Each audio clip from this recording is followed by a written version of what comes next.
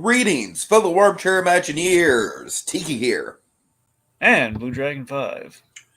And it's time to wax poetic about the movies we see on a month-to-month basis.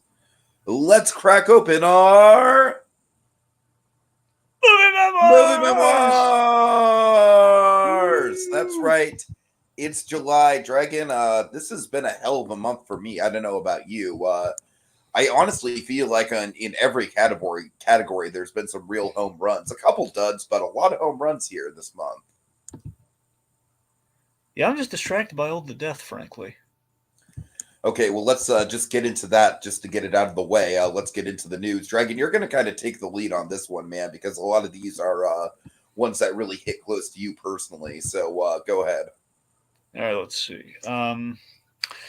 Okay, well, I guess, again, for the folks that usually we like to go over rip the Band-Aid off with all the terrible news, of course, we lost. Folks, I mean, this year's already been bad with death, but my God, this month we had 2 people drop right before we went on. Yeah, that's crazy. Yeah, it's insane. Like, these are all all these are pretty big names. Indeed. And there were names we had to leave off. So, James Caan. R.I.P. bartender from The Shining. Okay, well, don't devalue him like that. It's Joe Tarico, man. Come on. I'm sorry.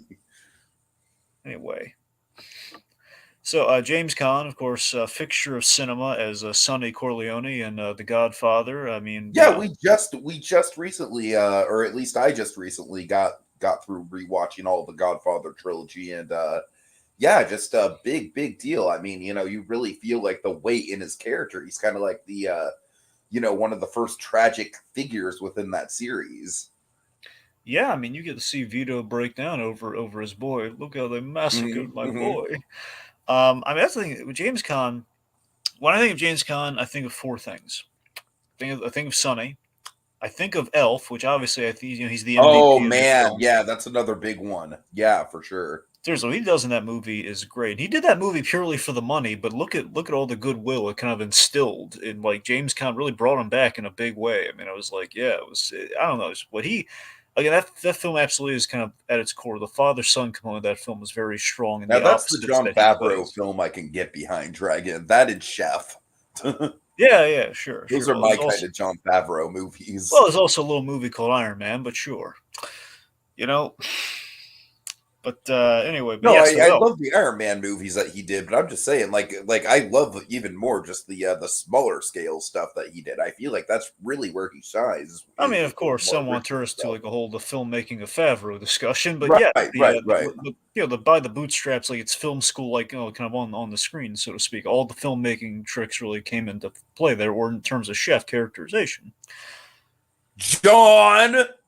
All right. I don't know if you remember this. Do you remember watching Cloudy with Chance of Meatballs? I've never actually seen that. I need to check that off my list. Yeah, the original Bill Hader's in it, man. Yeah, he's great. Yeah. It's a lot of fun. It was, again, the thing that kind of gets you to I believe, I keep forgetting. I think that was Warner. Well, no, I know that, but I mean, I don't know if it was a Warner's or Sony. I think it was Warner's, but I can't. It was so similar. I really can't tell you. I'm pretty sure it was Sony, actually. I know, that's what I'm saying. Every time I say Sony, it ends up being Warner Brothers. Sorry. I just keep going. Every time it's like, just to spite me, it's like, Storks. That was Sony, right? No, it was Warner Brothers. Like, so definitely Warner. That's what I'm saying. Because every time I have that instinct of a Sony kind of esque movie, then it goes to Warner Brothers. It was Sony. Okay, there we go. So the point being, there was a Sony film. It was rather good. It's called Cloudy with a Chance of Meatballs, based on a kid's book that I liked growing up. And they made the second one. I've not seen it. Did not look good.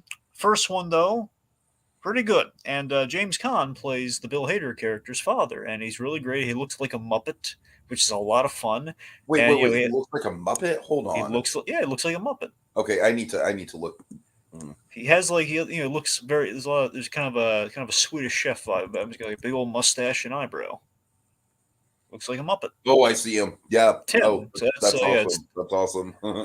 Tim Lockwood. Anyway, so the point being, there's at the core of that film, similar to Elf, one could say, there is a nice father-son story that's going on there, and James Caan playing kind of a really gruff kind of father who does not, ever since the loss of the kid's mother, does not really understand how to relate to the kid's love of science, and he's like a real, he's a blue-collar guy, he runs a fish market, and that's all he's really known. And but he loves his son, though. He absolutely loves his son, and it's like Tiki. What James Caan did in a very minimalist approach spoke volumes in that film. There were some really great moments and some really fun gags. But anyway, so you have that, and then lastly, this is not really a role, but something I've always think about James Caan, because everyone obviously when they think James Caan, they're usually thinking of Elf or they're thinking of Godfather, depending on which generation you're talking to. Now, Or maybe Godfather Part 2, Godfather Part 2. which he's not actually in, I believe.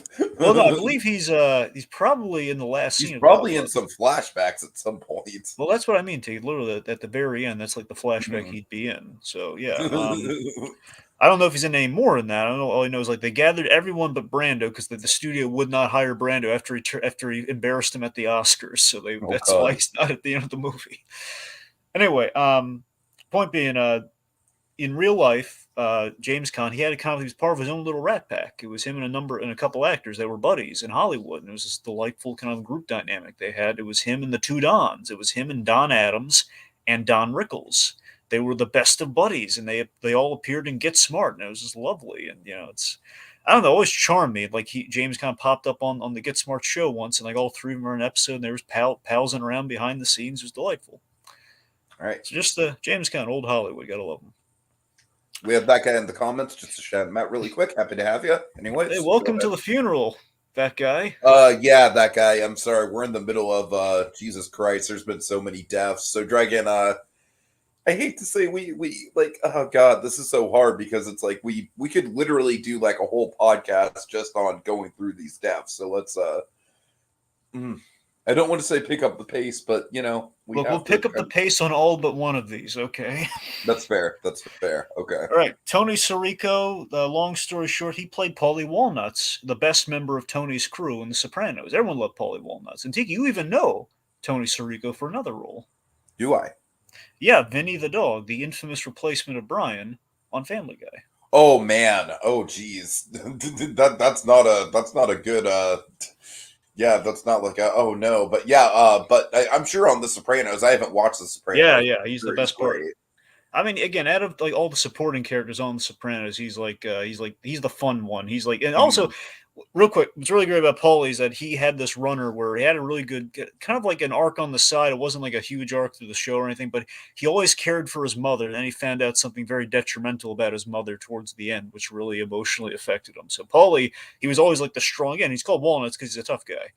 And anyway, so Paulie is he was always a standout, and you and I also saw him on the on the Muppet Letters from Santa thing. Oh yeah, sure. Like he was one of the mob guys that basically were two Soprano guys that Pepe went to for a mob favor to get the letters to Santa Claus, which did not go well. Mm-hmm. All right, real quick, Kazuki Takahashi. Now I know you probably have no idea who that is, right? Author of Yu-Gi-Oh. Oh, you do know him. I'm a '90s kid, Dragon. I'm impressed. Dragon, I lived through the '90s. I don't know what to tell you. all right. Point being, Kazuki Takahashi. Anime was yes. a big thing. Yu-Gi-Oh was kind of like one of the direct competitors to Pokemon. I was more into Pokemon, but I remember Yu-Gi-Oh. See, I was on the flip side of that. I was very into Yu-Gi-Oh. I loved Yu-Gi-Oh. I know. We're on the flip side of that because of our age difference. That's funny, but and ultimately for me, it's that the difference between I never got into Pokemon cards for a very simple reason, Tiki. Simple reason being like, okay, well, the cards are literally in the show. Pokemon, they're not cards, and I don't understand how these no, these that's fair. work. Honestly, that's just good marketing on Yu-Gi-Oh's part. Really. Yeah, I mean, it's also the fact that like, I think the numbers lined up a lot better than the whole like semantical thing of Pokemon, where Yu-Gi-Oh is like, okay, literally one number trumps the other, and there you go. I don't know. Yeah, with Pokemon, it was more kind of like there was more chance involved in terms of like what cards you would draw. There was some strategy to it. Anyways, we do not want that. Oh boy. So I will say this though. So here's what's tragic about it. I don't know if you heard about this though. So Takahashi, he of course created Yu-Gi-Oh, and obviously, I mean, I was very into not just mainly the show, which got me into the card game. And for me, Yu-Gi-Oh, I kind of drew the line because there were so many permutations and ridiculous things with Yu-Gi-Oh over time. I don't know how involved he was because sometimes the animation business just kind of runs. beyond that, but they had right. That's a good way to they put it.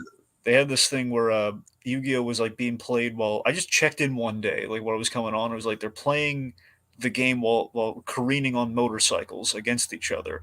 It's like, what? How is this safe at all? What is like they're on motorcycles and playing with the holographic Yu-Gi-Oh cards. Uh-huh. Ridiculous. Anyway, so Takahashi died at sea. Did you hear about this?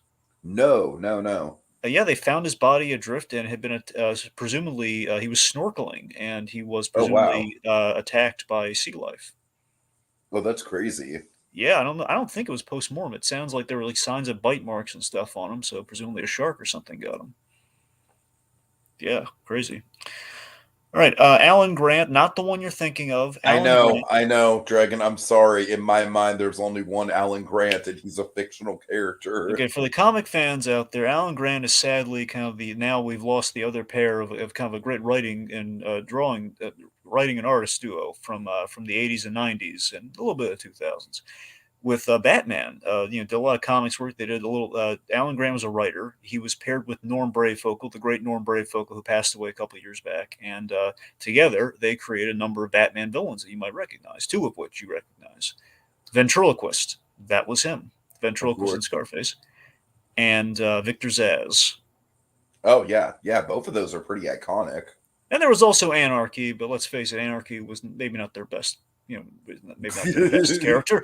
I mean, he was okay. I mean, let me say, he's better served in the comics than he has been in the adaptations. But point being, Anarchy, yeah. All right, so okay, big one, Paul Cervino. This one was unfortunate. So Paul Cervino, of course, from Goodfellas, Paulie from Goodfellas. Yeah, I mean, it's just like we have all these big mob movie actors, Dragon. It's crazy. It's like we're killing people in themes now with these months, and I just hate it. I know. The comedians, the comic talent, the mobsters. I mean, like we killed. The thing about it, it's like someone up there in a skirt is picking off all the Goodfellas actors, and I don't like that. Oh no. Yeah. I'm worried for everyone now. So that's the thing. Like the one thing I want to note though is what Cervino did as a mob boss. Is he played a down to earth mob boss. When before it was like commonplace. He was the guy like he actually was kind of fatherly towards the Ray Liotta character, and he was serving the food and everything. And like when they're in prison, like he's cooking the onions and everything with like a razor, all that sort of stuff. And also played the bad guy in the Hey Arnold movie, which always affected me. Indeed, I do remember that. Yeah, he added menace to that character. It was like that quiet menace. Which it wasn't a deep character, but you're right. He did give it some gravitas. That's what I'm saying. When you get Cervino, man, you really got Cervino. All right, now these were the breaking deaths. We're going to save the big one for last year. So we had, these are also kind of big deaths, but not the ones I really have a lot to say about. You have Miguel Nichols. Yeah, this one, this is shocking that it literally just came out. I mean, Dragon, I don't have a ton to say about it because I'm not a Star Trek person, but I mean, like my dad grew up with Star Trek, and I mean, it was a very, very, very groundbreaking role. Of course, the first interracial kiss on TV. I feel like is kind of like the textbook definition of what a strong, independent woman kind of like archetype should strive to be like, where it's like, she just kicks ass just for the sake of kicking ass. It's like the gender really doesn't have a ton to do about it, nor does the race. It's more about the strength of the individual character. And that's what I kind of admired about the way that she portrayed it. So yeah, just, watch out Shatner. I don't know. Yeah, I am really worried for Shatner, man, because Shatner's older than she was. No, I know. It's ridiculous because Shatner does not age, apparently, at a certain point. He's kind of like stopped aging at 60, and he's 91. He's 91. Oh, wow. That's crazy, right? He's 91. Yeah, he does not look it at all. That. Like, he went to Comic-Con this year, man. Oh, no. Did he? Yes, he went. He and Kevin Smith had a panel together. Oh, Shatner. Oh, man, that's not the best idea. Oh, it's crazy. So, yeah, and now this one I'm sure you have something to say about Pat Carroll. Yeah. Oh, man. I mean, obviously the big thing is Ursula, but just that alone is just like, just towering like all-time Dragon, I think Ursula is probably like in anyone's top 3 Disney villains. I mean, for me at least, like she's just iconic. Even if Little Mermaid isn't your favorite Disney movie, I feel like she's got to be up there, at least in terms of design and presence. I mean, and of course, just not only doing the voice, but doing the kind of like everything. She came up with a lot of the characterization. Behind the scenes, she was really deeply involved in. It was kind of one of those things where Disney, kind of like revolved the character, at least as far as the right, like obviously the design was kind of more based on Divine, but the writing of the character, their personality traits and everything, that was all Pat Carroll for a lot of it. It was a very collaborative process. So just one of the most instantly iconic Disney villains. Don't have a ton to say about the rest of her work. I wish I knew more of it. Well, there's only one role I want to highlight outside of Ursula for her that was really kind of like the diametric opposite of Ursula, but was really Sure. wonderful. She played Grandma in the Garfield holiday Oh, special. did she really? The the Yeah, the, both. the good one, or the Christmas in July one, or? Well, no, there's the Christmas in July one's like the holiday heat Oh, wave I is know like which one you're 5. talking about. I know which one you're I'm talking talking about about. the Yeah, legit you're right. You're Christmas right. special, and she popped up in Thanksgiving. So the point being, when she popped up, it was Pat Carroll, and she's played it so lovingly and like just wonderful. And that the performance she gives in that holiday special is truly And heart she's kind of like meltingly one of good. the archetype like rock and roll grandmas from back in the day when Yeah, that she was was a a cool thing. grandma. Yeah, Yeah, yeah, yeah. she had grit to her, man. And she like rode in on a motorcycle in the Thanksgiving special. I don't think you ever saw the Thanksgiving special. I don't remember if you did. I did see the Thanksgiving special. I definitely did. I forget if I assume we covered that. I don't know. I don't know if we actually covered it, but I know I've seen it. Okay, cool. What's crazy though? She had voiced Ursula till the very end, like all the Kingdom Hearts games and all Oh that sort yeah, of stuff. She for was sure. Yeah. always keeping up. Okay, so anyway, so we can go on about Packer. Let me tell you about we got a big one we got to get to. This is the one that really broke me this month, kids. David Yeah, Warner Dragon, I'm passed. basically gonna let you go on a monologue about this.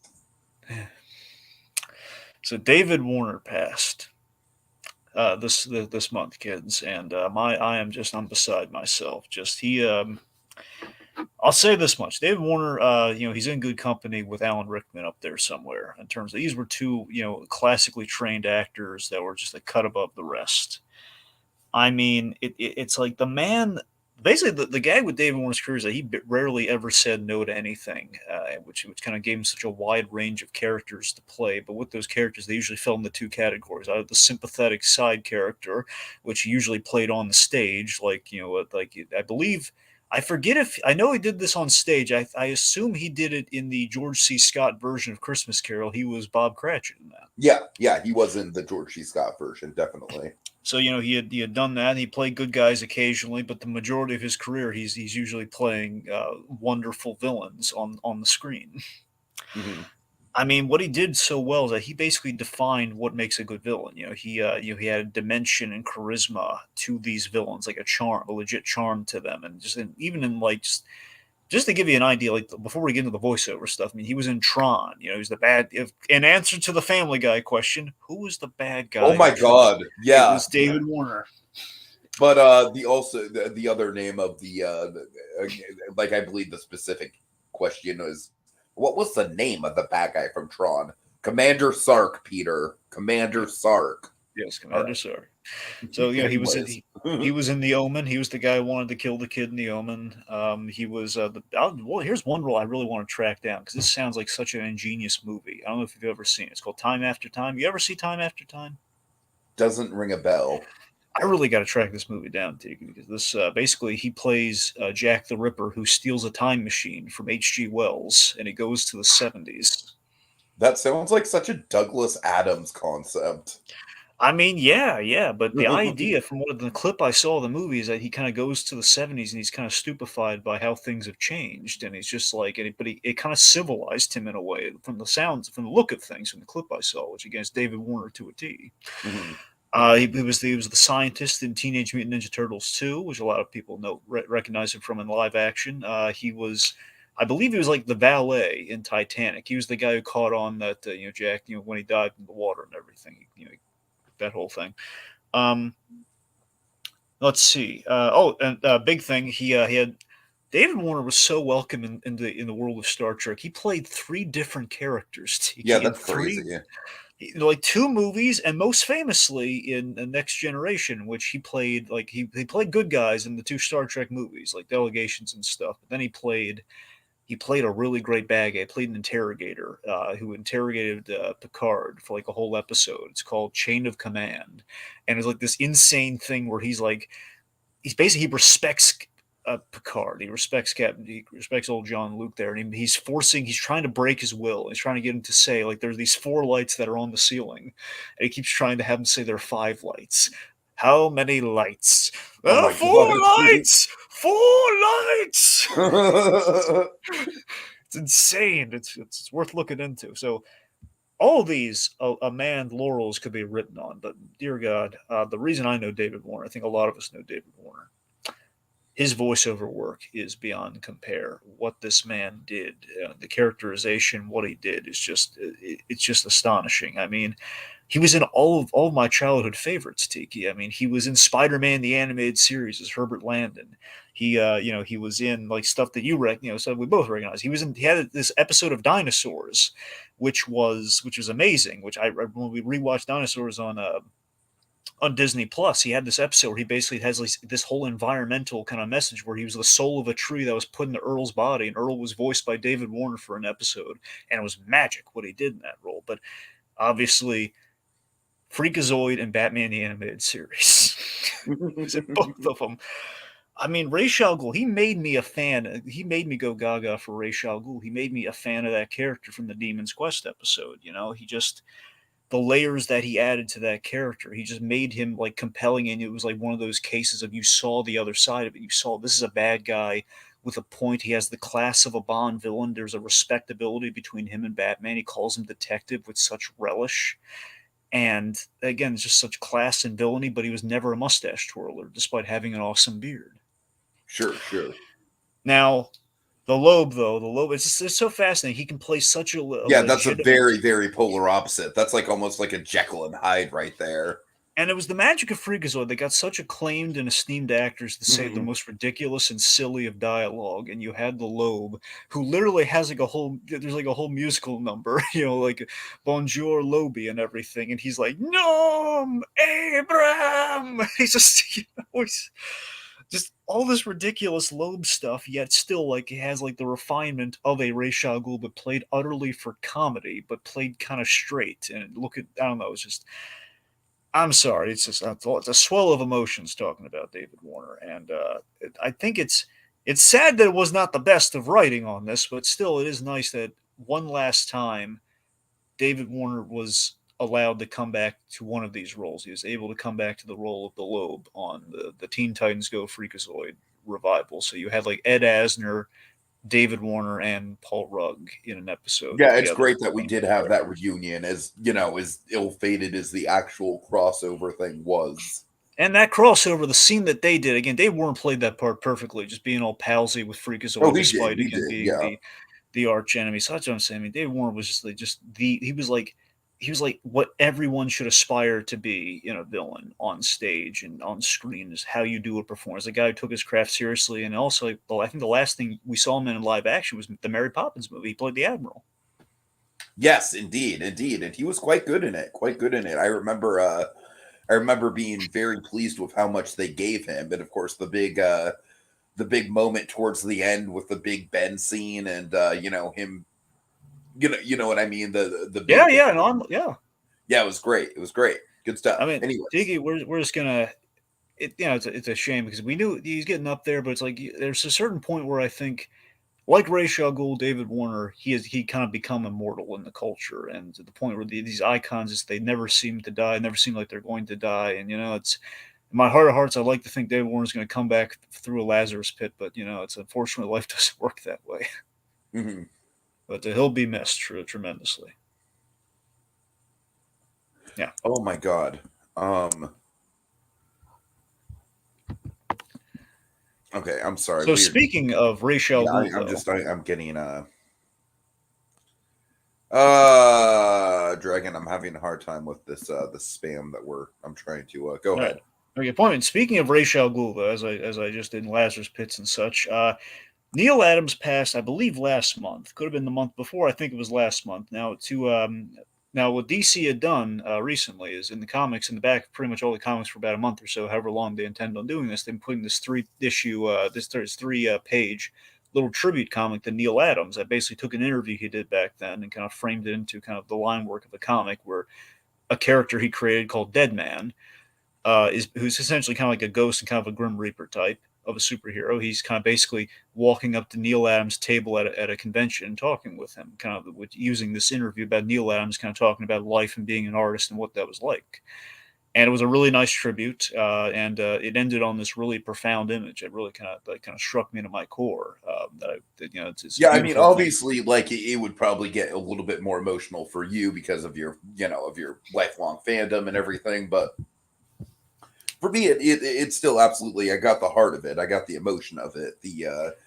Basically the idea that all these heroes are lighting up and they kind of have like a debt of gratitude to this man for kind of like revitalizing the industry.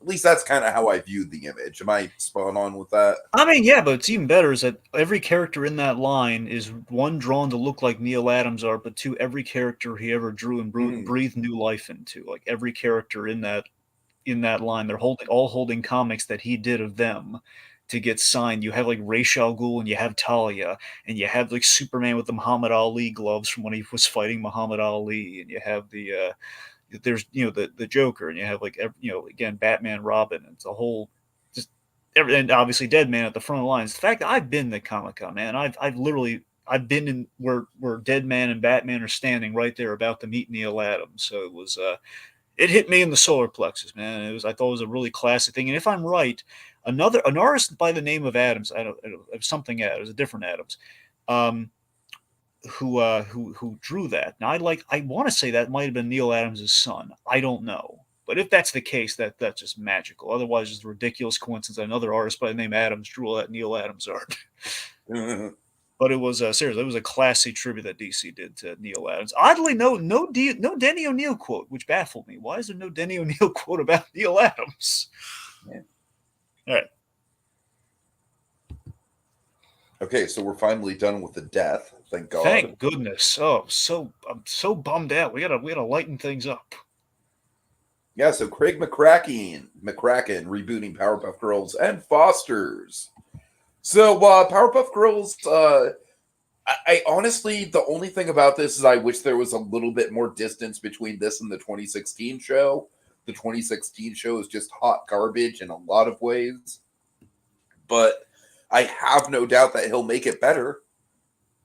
Yeah, I mean, McCracken's on the rebound lately with He Kid is. He is. Cosmic. Kid Cosmic did kick a lot of ass. Yeah, yeah. I mean, that's what I'm saying. Right now, we got a lot of crap. Between the 2016 version and this live action version, for some reason, the fledgling CW, which is not long for this earth, by the way, why they're still trying, I have no idea. Mhm. Um, while this Powerpuff Girls thing is on the horizon, we need something good with the Powerpuff Girls to get this bad taste out of everyone's mouth. And with McCracken on board, I mean, it's better than nothing. Yeah. I'm down for it. I'd be more down for a Mojo Jojo sitcom, as you know.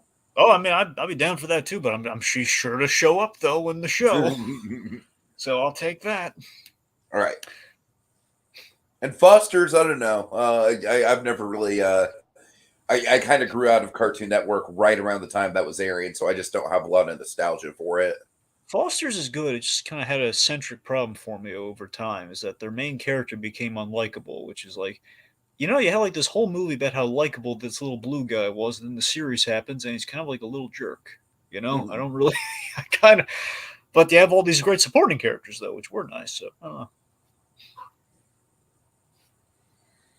All right, what's next? All right. Next. Okay. So Daniel Day. So we covered all the big MCU news that was at the San Diego Comic Con on another podcast, which we did a big old news roundup because it was numerous. And if we did it here, the show would be 4 hours, probably 7. So, um, one thing that we did not learn until after that was that Daniel Day Crichton, the director of Shang-Chi, is directing the Kang Dynasty movie, the first of the Yep. two Avengers movies that's going to close out Phase 6. And you know what, Dragon? I am all about this. I'm pretty excited about this. The Russo brothers, they do have a good style. They do have a decent action style. But I feel like this guy is going to, like with the fight choreography on display at Shang-Chi, like, I feel like he could potentially have the best action sequences that we've seen in any Avengers movie if he pulls it off. I think it's a risk. I won't lie to you, but I don't think it's like Really? a big. I don't think it's a huge risk, but I think it's a risk just in terms of. It's a weird thing because the Russos they have been kind of. I see how more of a logic to what happened with the Russos. Okay, they did Winter Soldier, which is legitimately good on its own, and then hey, they did a movie that's essentially on its way to being an Avengers movie with a lot of characters, so they can clearly kind of balance things as well as maintain their main character. So okay, I could see them getting an Avengers movie, which crazily would be a two-part Avengers movie. There's a line of logic there. Crichton is like, okay, let's just take let's take the guy who probably did the most interesting kind of like directorial debut of the bunch that we had in Phase Four, and we'll give him a movie. But you'd imagine it'd be like maybe a Shang-Chi 2. Instead, it's like, hey, Kang Dynasty, have at it. It just feels I like don't know, man. I don't know. I'm strangely more optimistic about this than you are it's because not that I'm not knocking him. It just feels like it's a big leap to go from like Shang-Chi to I okay, mean you're it is, doing. but Shang-Chi, I think one of the big things about Shang-Chi was the action. It was the chemistry between the characters and the set pieces, and that's what you need in an Avengers movie. I'm sure it's just Kang's not really a fighty fight kind of bad guy though. That's the thing. I saw an old comic panel of Kang where it's like he steals a soda from a girl and she's like, "Hey, come back here, mister. You owe me 10 cents." Yeah, that's what I'm saying. Kang. I don't know. I'm saying traditionally, Kang's not really fighty fight. I'm just having trouble like seeing why we got the big, kind of the action guy to do the Kang. But I don't know. I'm saying, look, he did a really good job with Shang-Chi despite the third act. I'm hoping we're getting more Act 1 than we're getting Act 3 in Kang Dynasty. He could do a really good job with it. I'm hearing that perhaps we get like a Shang-Chi 2 or something else with him before we get Kang Dynasty, which I think would maybe instill more confidence in me. I don't know. I just want to see a little bit more from him before we Mhm. get to Dynasty. But yeah, again, it's a good director, though. So I'm not knocking it. We didn't go for like a complete unknown. We didn't go for someone infamous. We're going with someone who made something that people liked. That is good, relatively. Yeah. All right, so speaking of stuff that people like Avatar, and they specifically like animated Avatar content done by Yeah. Avatar Studios. Yes. So we got some really great news. Avatar Studios. They are one of the movies they're doing. In addition to all the other movies they've announced, they're doing a reunion of Team Avatar, but grown up. Yeah, and frankly, this is exactly what I've wanted. Yeah, yeah. This is basically Like taking this is that. kind of like the easy Avatar sequel, like kind of like the straightforward. It almost kind of reminds me of like, like it's such an easy pitch. It's kind of like the Jurassic World. Like, what if the theme park was actually successful? It's like, yeah. What if we did see the team all together as adults? Because we got little bits and teases of different dynamics as adults in Korra, little sprinkles of that, but it was never at the forefront. Like it all felt so fascinating when we did see it, and we always wanted more of it. So yeah, I'm all for this for sure. Yeah, yeah. I think we had like teased briefly in core, and there was like some promotional materials where basically they had a poster of the four of them grown up. So essentially, we're getting a movie of that poster. For the main reason we're getting that is because they made the very clear stance with all of these movies that they're doing with the Avatar Studios, including the Zuko movie, is that we're not going to adapt what we've done in the comics, like in the tie-in comics Which for the is show. totally fair, I think. So that's the thing. They're trying not to limit themselves. Okay, we're Clean just going to slate. adapt stories that people are reading the books have already seen. Now, that guy says, I was hoping for a Kyoshi movie, but Grown Up Team Avatar is great too. We are getting both, actually, that guy. The Kyoshi movie is announced and is happening in the same year. So we're going to get the Avatar movie and then Kyoshi, presumably in the same year. Uh-huh. So yeah, that's good. But yeah, so they're making, again, I got to admit, Avatar Studios, doesn't it sound a little too good to be true at this point? Doesn't it just sound like they're announcing really good ideas? And again, this is like a studio we have not I seen don't maybe like I think the only thing that would ruin it is if they came out and it was the dreaded M word dragon. If it was mediocre, No, I'm just saying it's just the fact like it's just kind of crazy that this is a studio that we have not seen like a lick of footage from anything, completely untested studio, and it's gonna be like, hey, all your Avatar wishes and dreams come true in the coming years, man. It's gonna be awesome. I mean, that's what I'm saying. Like any skeptics out there's like, I mean, is this even possible? Like all this great stuff they're suggesting is the stuff we've always wanted to see, and they're actually doing it. I don't know. But I'm looking forward to it all the same. I'm hoping it's going to deliver. I imagine, like, okay, Avatar Studios is going to be the same kind of animation style we have come accustomed to. So let's hope for that. All right. So now we're going to go to some trailers to round out the news, Dragon. Yeah. Monsters. Yeah. So I'm not a ride or die Monster fan like my associate here, but this prequel it's not looking good. It looks absolutely awful, and I am all over it, and I can't wait to see it. Yeah, honestly, for me, when I saw the trailer, I didn't think it was real. I thought it was completely fan made. And that's not a good omen. That's why I'm fascinated by it. Right. Like, I don't know. Like, something's going on with this movie. I don't think it's going to be good at all, but I'm at least hoping for like a good, so bad it's good watch. So I'm looking forward to it personally, but I know that it's going to be kind of like awful. But yeah, I mean, the trailer in itself is, I feel like, a work of high art in the so bad it's good material because it's baffling. I mean, I just had a very visceral reaction to it that I did film because I just had a feeling it would be baffling, and indeed it was. I mean, it was crazy what I saw. Yeah. That guy says, I'm really not a fan of Rob Zombie to begin with, but this trailer looks bad, but not for the usual reasons. I don't like Rob Zombie. No, that guy, I totally agree. Like, I usually don't like Rob Zombie just because of how nihilistic his movies are. But this is kind of like almost the complete opposite direction. It seems like they're going for like almost like a cheap like Nickelodeon vibe. It's weird. It's odd. And I'm stoked. All right. You are a sad, strange little man. You have my pity. Yeah. All right, so let's see. Moving on from the monsters, we have the Sandman. So yeah, the Neil Gaiman Sandman comic. It's been adapted in a number of. We've had the comic, where we have the audio drama, which is really good. I haven't gotten to the second part yet, but I read the first book of that essentially, and that was really good. And now we're finally getting the show, which they've been kind of making, which got complicated during the pandemic, I'm sure, and hence the delay. But we're finally getting it, and we have a trailer out. Tiki, what did you think of the trailer? It looks solid, Dragon. It looks solid. I'm cautiously optimistic about it. I'm like, it's one of those things where if I'm just like not really drawn into it and I'm not feeling it, I don't think I'm gonna like go out of my way to be like, I gotta force myself through it because I'm such a big fan. Because honestly, Sandman's one of those things where it's like I loved it when I was in high school, but I don't really retain a lot of it. Uh, so we'll see how it goes. I'm definitely curious. I'll definitely give it a shot.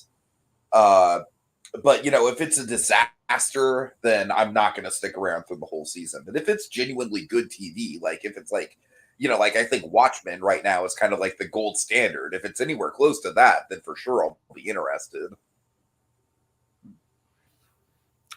Yeah, I mean, I think it looks good, and it looks pretty on brand for what that story is. I mean, ultimately, I don't know if it's going to top how good the audio drama was. Because I that mean, was that's totally fair.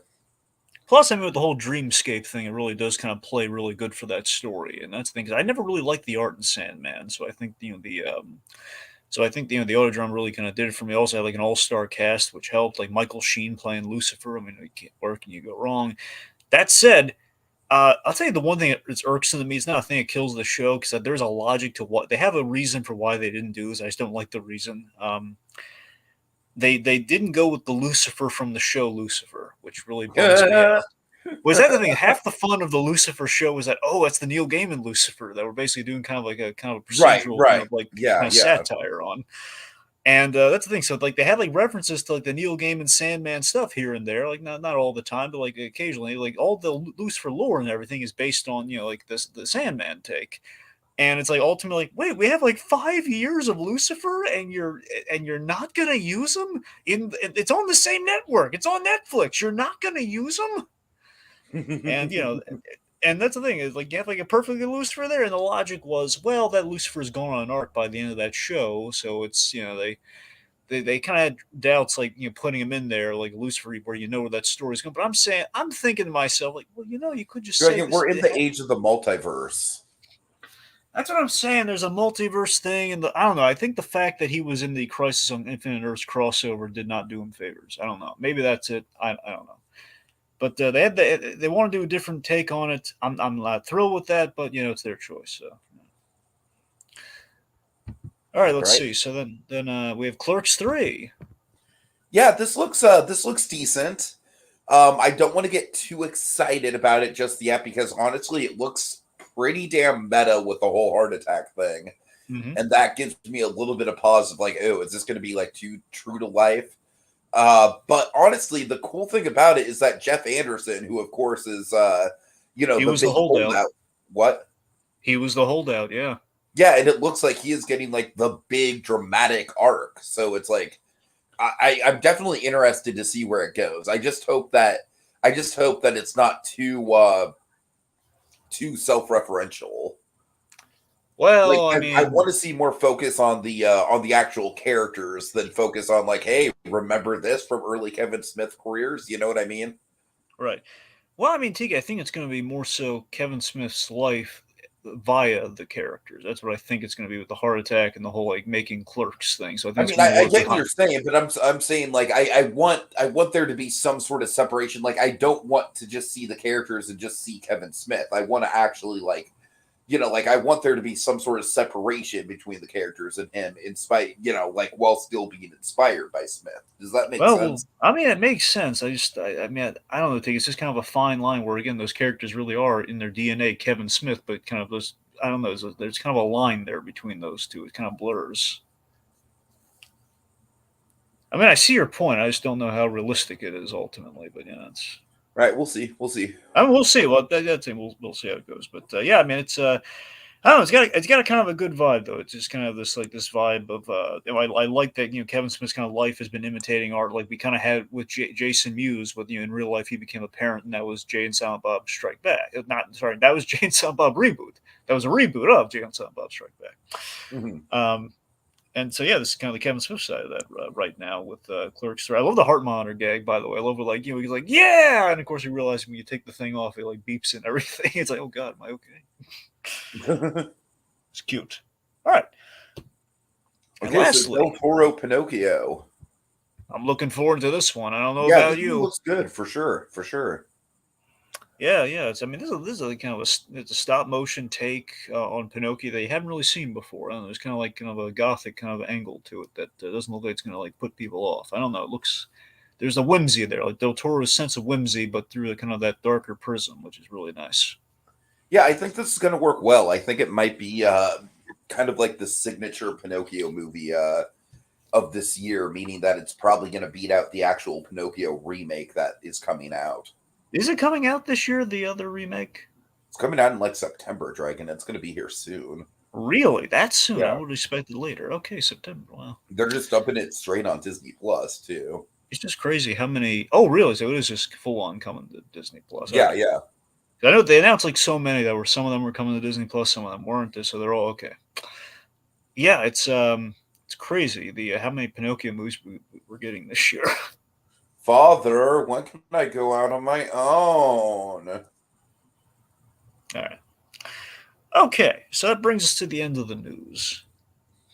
Yeah, so let's get into 2022 July movies. Oh yeah. Thor, Love and Thunder. Oh, yeah, he's got a hammer and he's got an axe and they're fighting each other. Christian Bale. I'm sorry, I'll stop. What are you doing? Red Letter Media bits. Okay. So,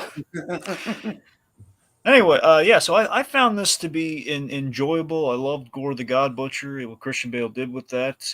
I will admit, though, I think we did see kind of like the strength and the drawback of Taika Waititi. Strength, the heartfelt quality and the relationship stuff. Strength. Drawback, bit of a tone balancing issue. Yeah, I this one was rough for me, Dragon. It really was. Um, I honestly don't think it was as actively bad as The Dark World, but I do think it was like it felt so pointless and hollow to me in a lot of spots, Dragon. It just felt like I didn't really understand the point or the arc. I just like it just felt like comedy for the sake of comedy. I mean, you know what's weird, and it feels like a movie all about closure, but we know it's not probably not going to be the end of things. No, You know, it's not. that's the unfortunate thing that I think ultimately might kind of like kind of get into that hollow thing you're talking about, which I didn't really feel, but I can absolutely see your point though, and that there is a hollow kind of a hollow quality. At least the end of it's kind of hollow, in which you're like, The hey, ending was super hollow. The ending might be one of my least favorite endings of any MCU movie, honest to God. well, I mean, I thought, It well, was didn't you so like rushed, Dragon. It came out of fucking nowhere. right? Well, that's the thing. I think we cut corners to get to the kind of the dramatic impact of the ending, but we kind of like in getting there, we may have sidestepped like kind of like a smooth transition to it. But Right, that guy asked if Thor: Love and Thunder the most divisive MCU movie so far.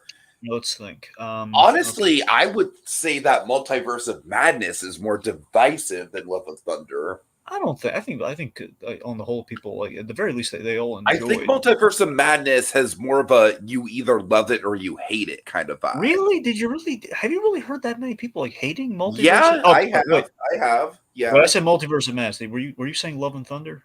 No, Multiverse of Madness.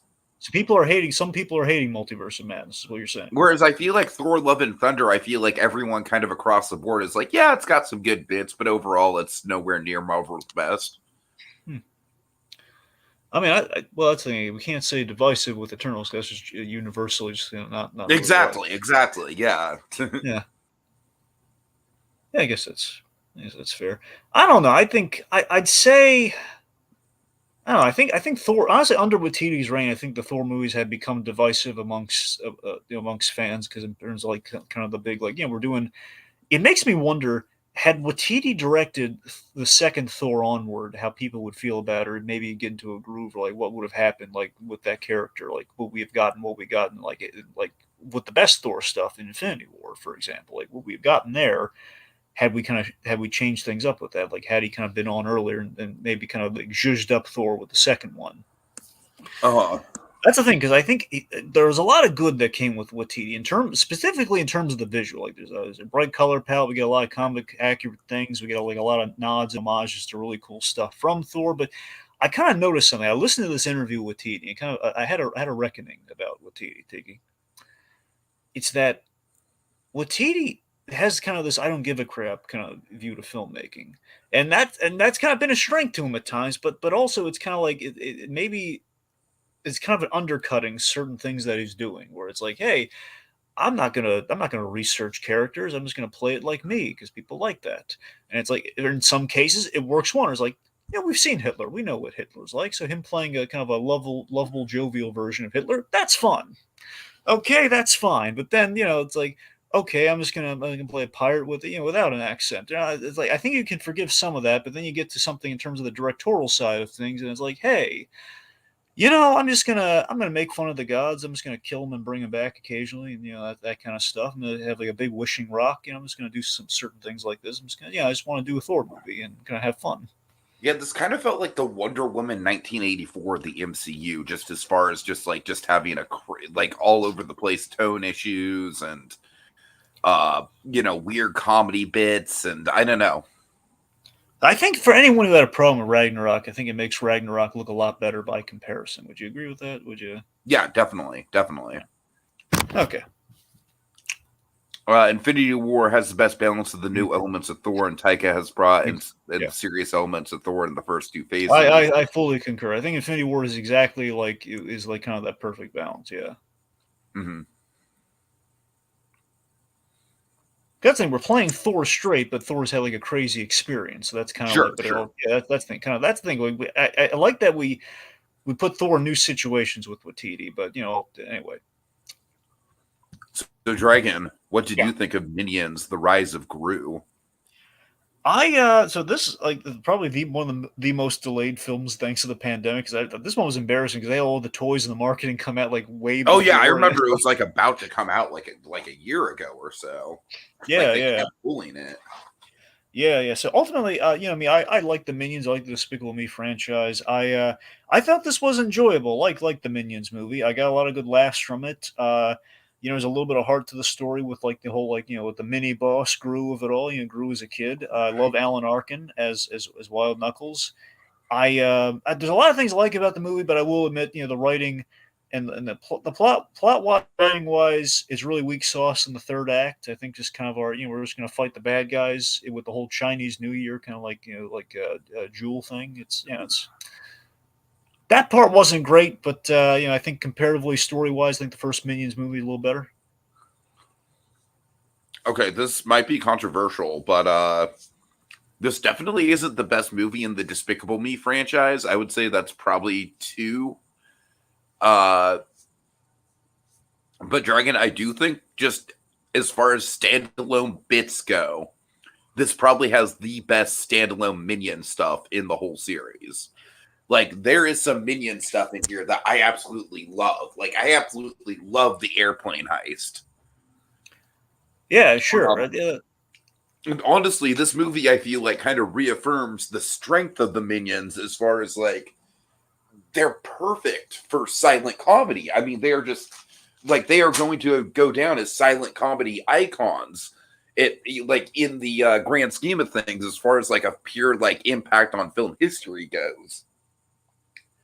And I'm not saying that this movie is, like, one for the record books, but I am saying that, it was really impressive to me just how much mileage they got out of the silent comedy angle of the Minions this time around. And honestly, I thought the Alan Arkin stuff, like, it was good to see Alan Arkin pop up. I felt his plot line was a little predictable, and I do agree with you that the fight stuff at the end was a little drawn out.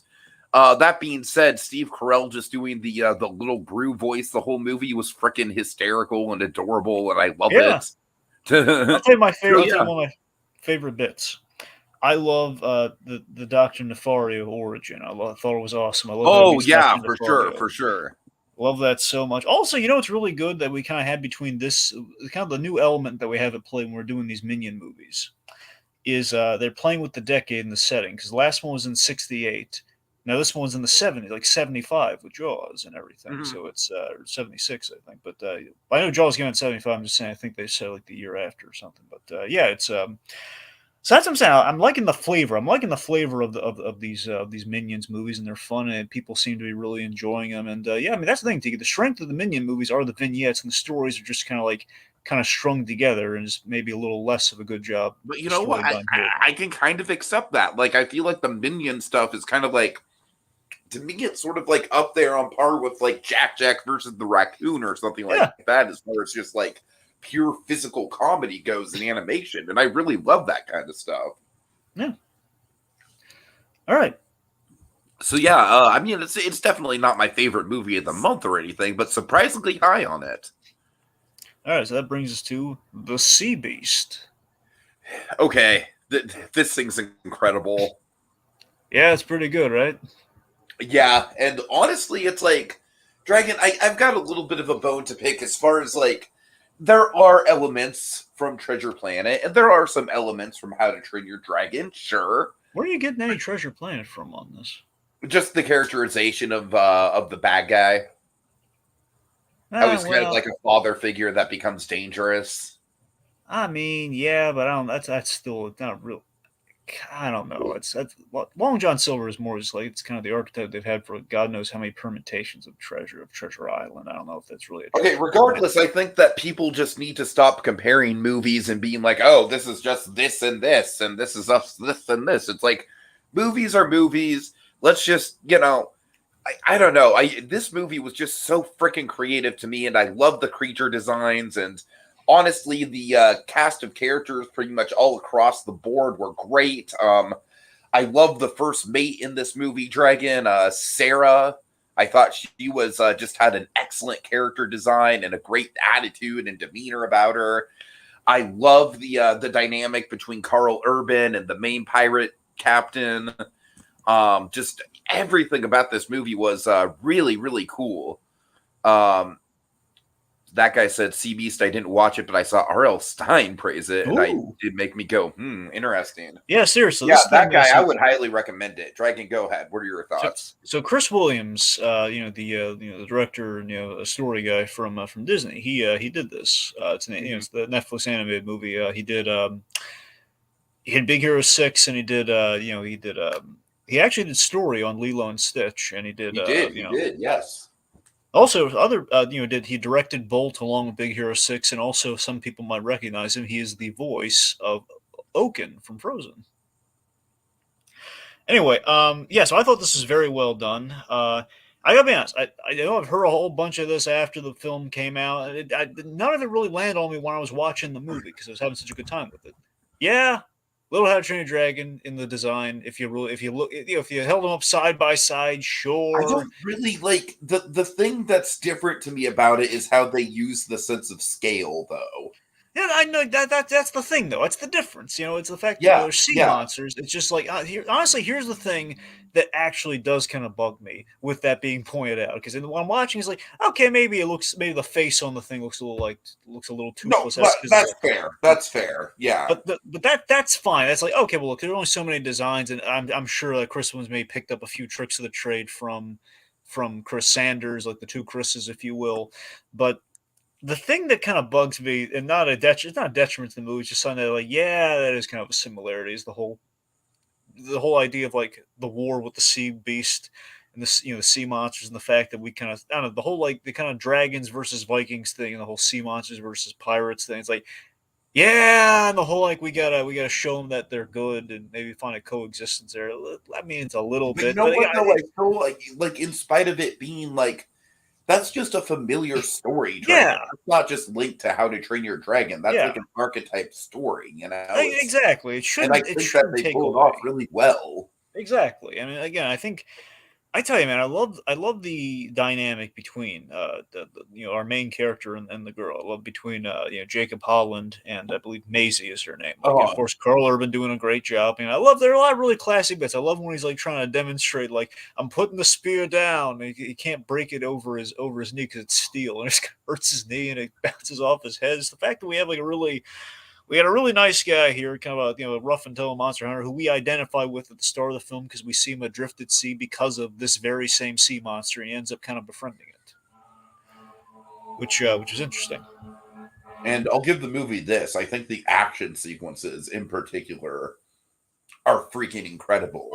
Like when the boat's capsizing at the top, we get on the monsters, the way we go from underwater to above water. I mean, it's genuinely some of the coolest action set pieces I've seen in an animated movie in a while. See, what's killing me right now is that Netflix, right now, they're fledgling in their animation, but they're turning out great stuff like this. This is what's killing me. It's like, guys, no. Mitchell's, they're having a good run. Like, I don't want this to be it. Shelve the other stuff. Keep the animation doors open. Right. Okay, we don't need like another cake reality show. I think we're covered. We all like cake. Anyway. We get it. Cake is fun. You can decorate cake. I think we get the idea. But Dragon, is it cake?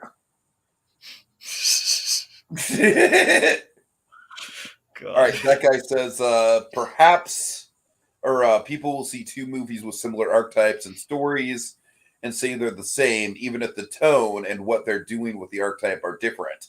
And yeah, that I absolutely think is true of the Sea Beast and How to Train Your Dragon. I think the Sea Beast is a lot more mature than How to Train Your Dragon is. At least the first How to Train Your Dragon movie. Would you agree to that? I mean, I think the bigger difference, Tiki, is the fact that, again, it's kind of like a child and kind of a grown man. These two people are very diametrically opposite, yet he can kind of see himself. Sure. That's the big difference. I think that's the thing that really separates this completely from that story where, it's like, hey, this guy sees the It's kid. not like the group of kids. Yeah, yeah, and I like that he kind of sees himself as the young man from the opening in this girl who's been who's kind of an orphan of sorts and kind of taken in by the sea, and he's kind of becoming like the pirate captain that took him in. But obviously, things kind of go south with that with Captain Crow. By the way, Captain Crow, played by a really good actor, Jared Harris, was really Yeah, good. I love him. Honestly, he's like one of the Yeah, best parts of the movie for me. I tell you, Tiki, if you like that guy, he's really good in Mad Men. You should. Yeah, yeah, Mm. he's in it like on the third season onward. He's in it for a couple seasons from the third season. He's really good. Anyway, let's see. Yeah, so overall, I mean, I think Sea Beast was good, and I think it's getting some good buzz right now, which is great for it, and had a lot of great characters, a lot of creative characters, and look, we can go onward with it, but I think it's on the whole like we're feeling it. Yeah, absolutely. Yeah. Okay, the girl in the picture, Dragon. This is man, I mean, I'd be lying if I said it wasn't compelling to a certain level, but I feel like sometimes these Netflix true crime docs, for me personally, veer a little bit too much into the exploitive. Like, do I really want to be watching this? Like would the victim be happy with this stuff being out there in so much intimate detail? And it kind of makes me feel icky in some respects, Dragon. So this is very compelling, but this is kind of like one of those true crime documentaries where there was just so much personal detail involved in this, and it's such a hellish story that I just was kind of like, oh God, I feel like I know too much almost. Yeah, there is kind of a. Did you detect kind of a Dear Zachary component to this? I mean, a little bit, but I think Dear Zachary is a lot more well composed. I mean, sure. I'm just saying in terms of like the whole like the grandparents were set to adopt the kid, and then obviously Sure, sure. that whole aspect. I mean, yeah, again, this is the other thing Netflix is kind of like flagship for is again you have like you have the true crime doc and you have the animation, which unfortunately we're shutting the doors on one and we're not really always ringing the bell with the other. Uh huh.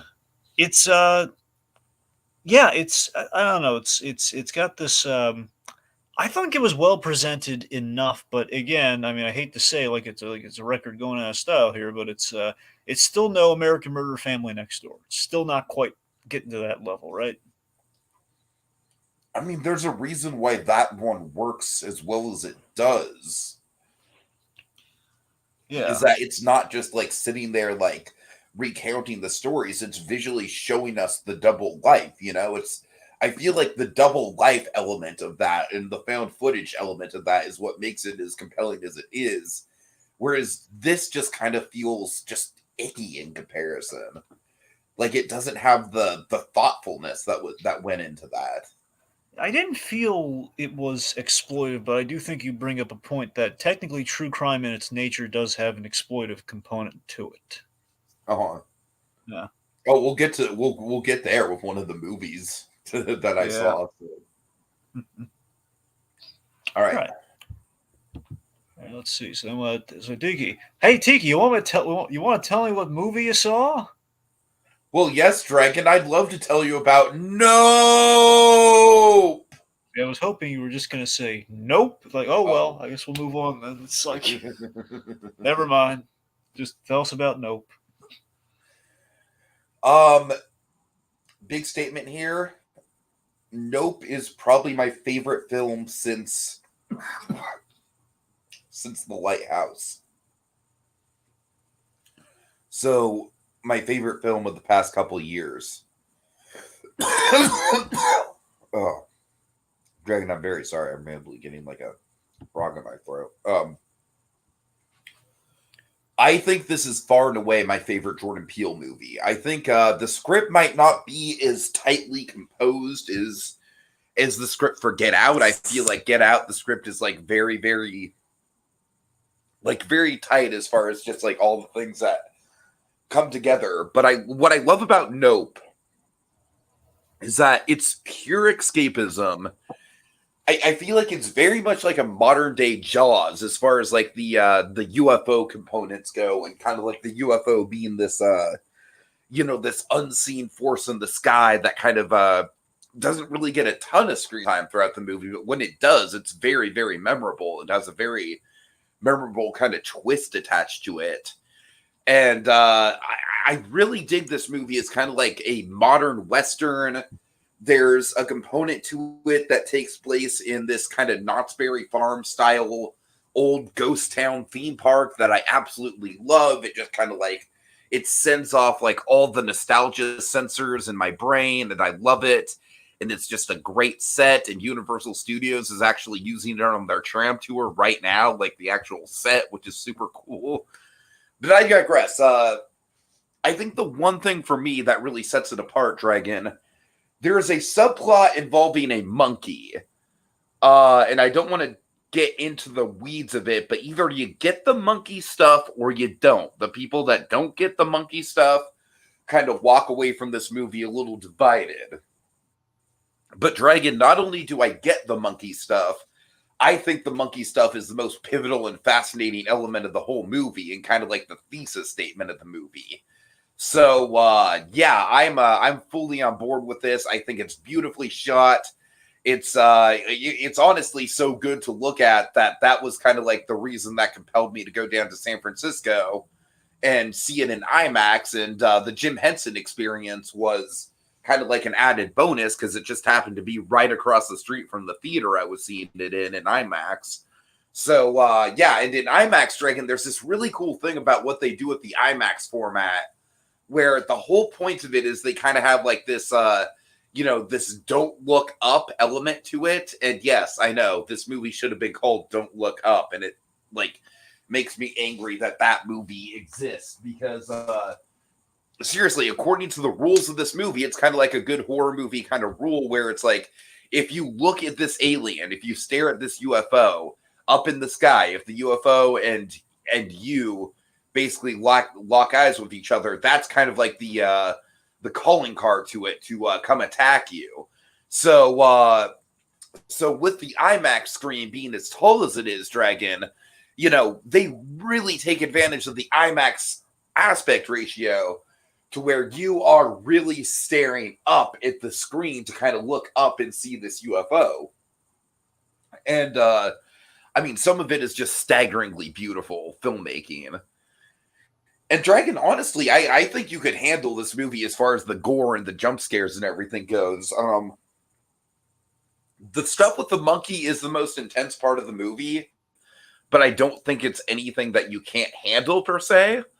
And I think out of all the Jordan Peele movies, this one might be the one you'd enjoy the most, because like I said, it's definitely the one that's the most Spielbergian. Whereas I feel like the other two Jordan Peele movies have had kind of like a Hitchcock, almost Twilight Zone vibe. This very much leans more to the Spielberg side of things. So yeah, I'm stoked for Nope. I'm stoked to see what Jordan Peele comes out with next. And it's great. It's great. All right. Let's see. That guy says, man, I just need to see it for myself because you're saying it's amazing. Another guy I know says it sucks. Yeah, I think it is in fact amazing. I love it. I'm gonna go see it a third time. I think it's my favorite Jordan Peele movie. So yeah. That guy also says, I like that Jordan Peele movies have maximum 2-word titles. I don't know. I honestly hope that he doesn't limit himself to that just the whole career. We'll see what happens. It is a fun trope for him so far. All right, so let's see, Dragon. Meanwhile, you were watching the big new Netflix movie, The Gray Man. So honestly, Dragon, this one looks decent to me. Like it's got people that I like in it. But you know me, I'm not really an action guy. So sell me on it, Dragon. Sell me on it. Because I'm a Ryan Gosling guy. So sell me on this thing. Well, I mean, Tiki, you know me. You know how much I love Captain America: The Winter Soldier, and this movie has all those writers and directors on this movie. So I mean, if any action movie has any chance of grabbing you, I mean, you can't do any better in terms of your assemblage. So, I mean, it's the Russo brothers. They're adapting a book. So, The Gray Man is based on a book. You got the writers. There is, I rather liked it. I thought it had a great style to it. It has an excellent cast. Again, Gosling and Evans, I think they do a really great job in terms of Gosling. He plays essentially kind of a his name is actually a number in the movie. It's six, as in like he's the Sierra Six. Essentially, he's like they've been kind of training these guys to be kind of like almost like kind of like Bob Odenkirk and Nobody to a degree, but not as mundane. Just like this is a guy who like okay, we've taken these hard cases and we trained them to be kind of like a weapon for us, essentially do the dirty deeds for us. Again, it's the Russos kind of getting back to their whole kind of government conspiracy thing in a good way. It's not a thing that kind of takes up necessarily the whole movie with all the ifs and ands or anything, but it's like, hey, Gosling he's kind of like a weapon in the chamber. He's being controlled by some kind of governmental pencil pushers, and he kind of happens upon like, okay, maybe they're doing something kind of wrong. And Chris Evans is the bad guy, so it's kind of like him playing a Knives Out bad guy, and it's quite. He plays quite the mental case. Mm-hmm. He plays an utter psychopath who was a lot of fun. Mm-hmm. And he's got a mustache. So, admittedly, I won't lie to you. Admittedly, there is some BS if you really overthink it. With the whole like, wait a minute, why are they sending this crazy guy? Why are they letting this crazy guy loose to try and kill Ryan Gosling? What is the logic here? Why do they want this done quietly? He's not being quiet at all. So I mean, once you make peace with that, it's a lot of fun. There's a lot of great action set pieces. It's a very straightforward story. Basically, it's he has something we want, and we've kidnapped a girl, and he's trying to save the girl, little girl, she's like the niece of Billy Bob Thornton. Billy Bob Thornton's in the movies. You got Billy Bob Thornton, you got Alfred Woodard. Again, great cast, A-rated cast, good people. I'll tell you one thing. One set piece that's really fun is Ryan Gosling. He's cuffed to a bench, and it's like all the forces like in the world are going after him, but he's cuffed to this bench, and he's just kind of trapped and pinned. And it's just this crazy sequence, which is a lot of fun. I don't know.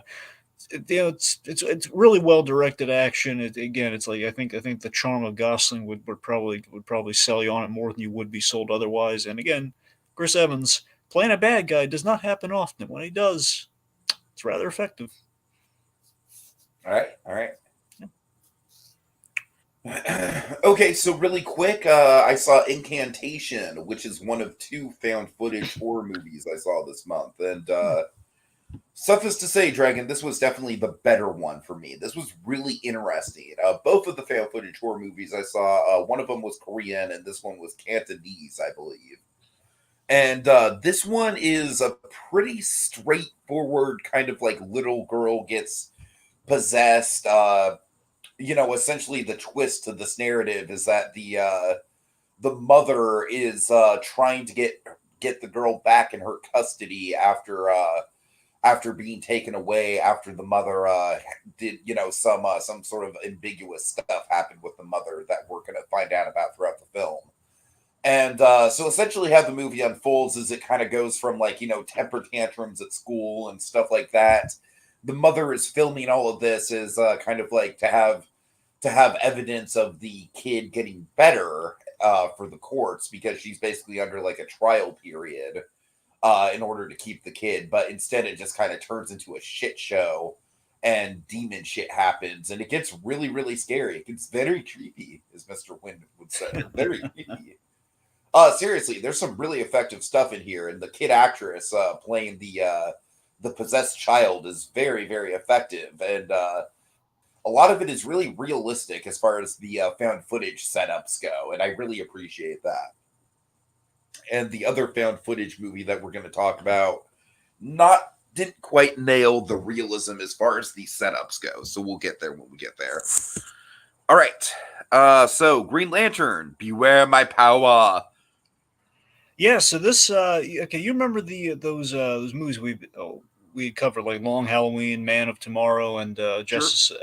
So all of those are kind of I think now they've given a kind of a label called the Tomorrowverse. Is kind of what they're nicknaming them. The Tomorrowverse. So that's the thing. So this is in that universe that we've established, which so far has been really good. This let me this way. This was okay. Could have been more spectacular. This is definitely, I think, kind of low on the totem pole. It's not a clunker, but it's like, I think the rest of them are like good. Like, I think good ones introduce, maybe people who, like people like my associate here. People who are, maybe just kind of like want something a little more introductory, which I think this is not. I think this was intended to be introductory, but I think there's an element of it that complicates that. I don't want to spoil anything. I don't want to go to my way here, but let's just say there's I think there are a lot of elements in. I think there are a couple elements in this movie, like Adam Strange, for example, where it's like I don't think we really have like the best kind of like boots in kind of perspective on who Adam Strange is with this. It's like not Adam Strange at his best. It's like an Adam Strange as a continuation from a short film that they did, where he's kind of down on his luck and kind of looking for his daughter in space.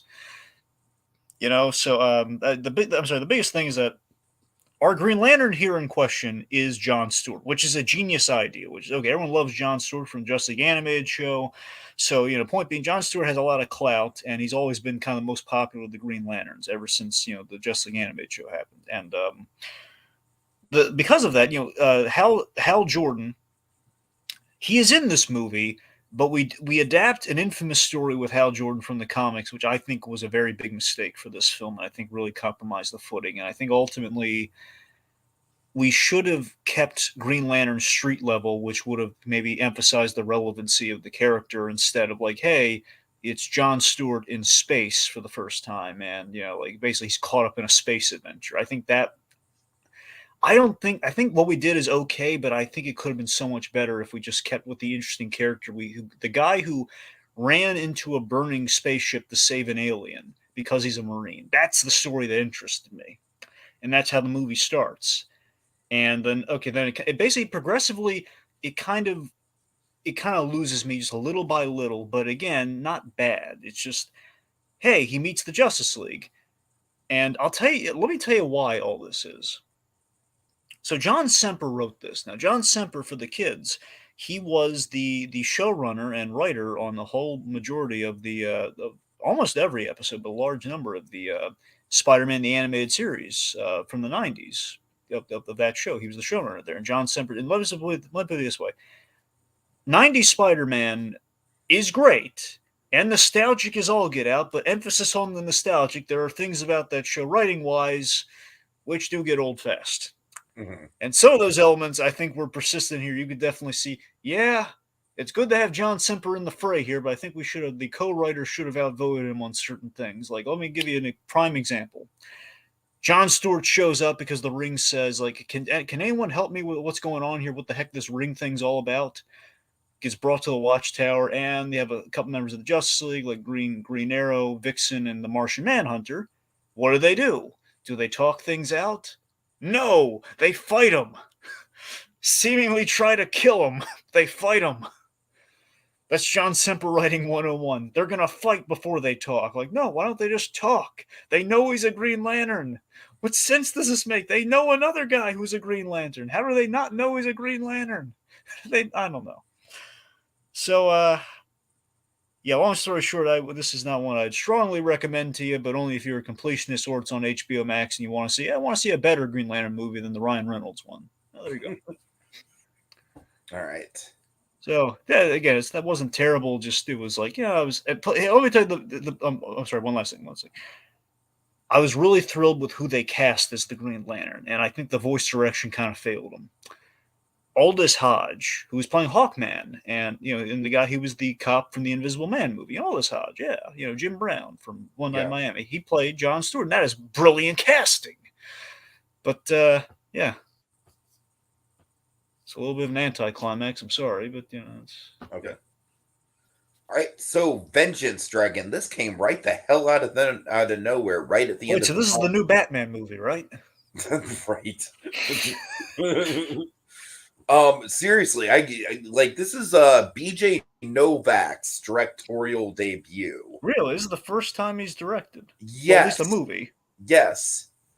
And Dragon, I liked it. I didn't quite I wouldn't say it's quite up to love it territory yet.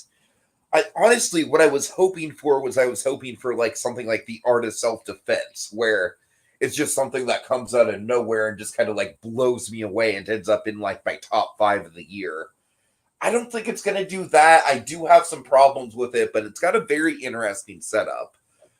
So essentially, and like we were kind of like teeing up with the Netflix stuff, this is a commentary and a social satire about true crime podcasts. So the idea is that BJ Novak plays a womanizer, kind of like a guy who, like, one of those douchebags who has like a hookup list and is just kind of like inundated in hookup culture, and like doesn't remember all the people that he's hooked up with over the years and such and such. Well, one day he gets a phone call from the brother of a woman from Texas that he hooked up a couple times with. And the brother and the whole family seems to think that this guy, BJ Novak's character, was a lot closer to the daughter than he actually was, because the daughter was kind of like obsessed with him to a certain extent. And long story short, she killed herself through an opioid overdose. Except the family doesn't want to believe that. The family wants to believe some wacky conspiracy theories that, frankly, to BJ Novak are wacky. And so he essentially pitches the podcast idea to his producer of, like, following a family through their grieving process of pitching conspiracy theories, even though the actual cause of death is kind of like right in front of their face. And then the catch of the movie is that as he gets deeper in with this family and starts to form bonds with the family and everything, he really does kind of start to get involved and wrapped up in the conspiracy in his own right. And it's a really solid premise. And honestly, I think the first couple acts of this movie are really, really on point. I think by far the strength of this movie is that BJ Novak plays this super privileged New York Times reporter. And first of all, yeah, he's working for the New York goddamn Times as a reporter. It's like, that is like a dream job to a lot of people. But Dragon, he's got to have the podcast. He's looking for like the dream podcast, which I think is kind of like a commentary in its own right about how people can never just be satisfied with where they're at in life. And then he's very much a fish out of water when he goes down to Texas. And there's a lot of really fun fish out of water humor with him being kind of like the New York kind of like upper crust writer type with this kind of like low rent Texas crowd. And there's a lot of fun stuff in the first couple acts there. I do think the movie kind of falls apart at the end. And I hate to say this, Dragon, because I really was looking forward to him in the movie. But Ashton Kutcher, the way that his character is written, like, Dragon, he gets a monologue towards the end of the movie that just keeps going on and on and on. And I'm just like, all right, movie, like, this is getting out of hand. Let's wrap it up. Come on now. Come on. So yeah, unfortunately, it was one of those movies where I feel like if it would have ended on a stronger note, I would have had a better appreciation for it. But I still thought it was a really fun watch and worth watching. And if any of the setup sounds appealing to you or sounds interesting to you, I'd give it a go. But I definitely don't think it's a must see, and it's definitely not going to like make my top 10 or anything. But it was a surprise. It was a nice surprise just to have an original movie in theaters this weekend. I'm always craving those. So, all right, let's see. Do we have any others, Dragon, or was that it? I think that was it. Let's move on to TV. Yeah. Okay. TV/streaming. /streaming. What the? /streaming. I feel like that's fair. All right. All right. So The Boys season 3. We've talked endlessly about it. I freaking love it. I still think it's one of the best comic book related things that we have seen since Infinity War. I would even say it's a little stronger than Endgame, because Endgame, as awesome as it was, kind of relied on a lot of fan service. It isn't great. It's like a standalone thing. It's more of like a theme park experience. And The Boys, I don't know, man. There's just a lot of stuff in season 3 that I think they just really nailed characterization wise. And it was just, it was such an addictive season of TV, the way that they would just kind of like leave you hanging, and how the stakes of things just rapidly got higher and higher. Yeah, the season 3 was amazing. It was the darkest season yet. I mean, honestly, there's 3 episodes in with Timothy. Let's just say. Yeah, that scene with the deep is just like that has haunted my soul and will haunt my soul for the rest of Me time. too. I think it's one of the darkest things I've ever seen releasing superheroes. I gotta be honest. God. Yeah, I think the big standout of the season. There were a lot, mind you. I don't think we dropped the ball with anyone this season. I think we all gave everyone like really good. We showcased everyone really well. But Soldier Boy was true. Like Jaden Ackles did an amazing job this season. A really good job. I love the theme of fatherhood and what we did throughout a lot of the season. I think we kind of played that really well. Um, yeah, there are no weak links this season. Will tell you, of course, I think the really kind of haunting component of the season is there's a really strong political commentary in this season of The Boys that is just chillingly accurate and kind of makes you uneasy, right? Oh yeah, oh yeah. Speaking of which, I mean, I know it's Emmy season. Every time we have an Emmy season, there's always someone who impresses. But I got to tell you, man, Anthony Starr, he could really get an Emmy for The Boys. What he He did. is really just on fire with this character, man. I mean, this character is quickly becoming up there with some of the most iconic TV villains. Just the way he like turns on a dime, he can be charming, but also the fact that this season, That guy Homelander, actually echoes what I just said. He says, I'm saying it, Anthony Starr's Homelander is one of the best TV villains we got in a long time. yeah, thinks he's up there with Gus personally. Yeah, it's very appropriate given he's sharing a scene with Giancarlo, from time to time. Uh-huh. But yeah, no, truly, yes, he is Homelander is just is frightening and fascinating at the same time. Just the fact that this guy he's devoid of humanity, and we know why he's devoid of humanity. Yet he is longing for it, and he has a relationship with it, and it's a twisted relationship that he has with it. And then we go to these interesting places, and just seeing that this season he's becoming increasingly and incredibly unstable. Yet at the same time he is becoming more and more dangerous and more powerful by the end of the season, which is just utterly haunting and just kind of makes you wonder where the heck we're going to go in the coming seasons. And the fascinating thing about The Boys is that The Boys does have an ending. Now, whether I'd like to think they're going to adapt that ending. I don't know what it is, so don't ask me, but I'm going to assume they're going to adapt whatever that ending is in their way and probably what is appropriate for their story. So I'm really fascinated to see where it's building to with Homelander after we do all this kind of stuff that we're doing with him and just seeing him kind of gain more and more power. But now we have like a lot of real world stuff that is maybe directing our story in ways I don't think it ever would have. And again, show has been far better than the book anyway, period. So I'm really interested to see where the show is going. But the idea that maybe it will come to an end because let's just say we put a ticking clock on one of our characters at the end of the season, which I think does show us that, hey, maybe an ending is in sight, which really interested I find really interesting. Yeah. Yeah. Yeah, but more on The Boys later. All right, so Stranger Things. Season 4, Part 2. Yeah, Yeah, so I really did enjoy how everything wrapped up. I'm still skeptical about the way that Netflix decided to break up the season, but honestly, I feel like the way that they did this, with it kind of being Eddie Munson's last stand, a lot of people have pointed out like one of the first things we see when we come back from the break is Eddie just screaming like, "This is music," and it's kind of just like, yeah, folks, like this character is not going to be around for much longer, so we got to get some good use out of him. I really did enjoy the finale though. I really did think that it brought a lot of things kind of full force into going into a final season that I'm very excited about. yeah,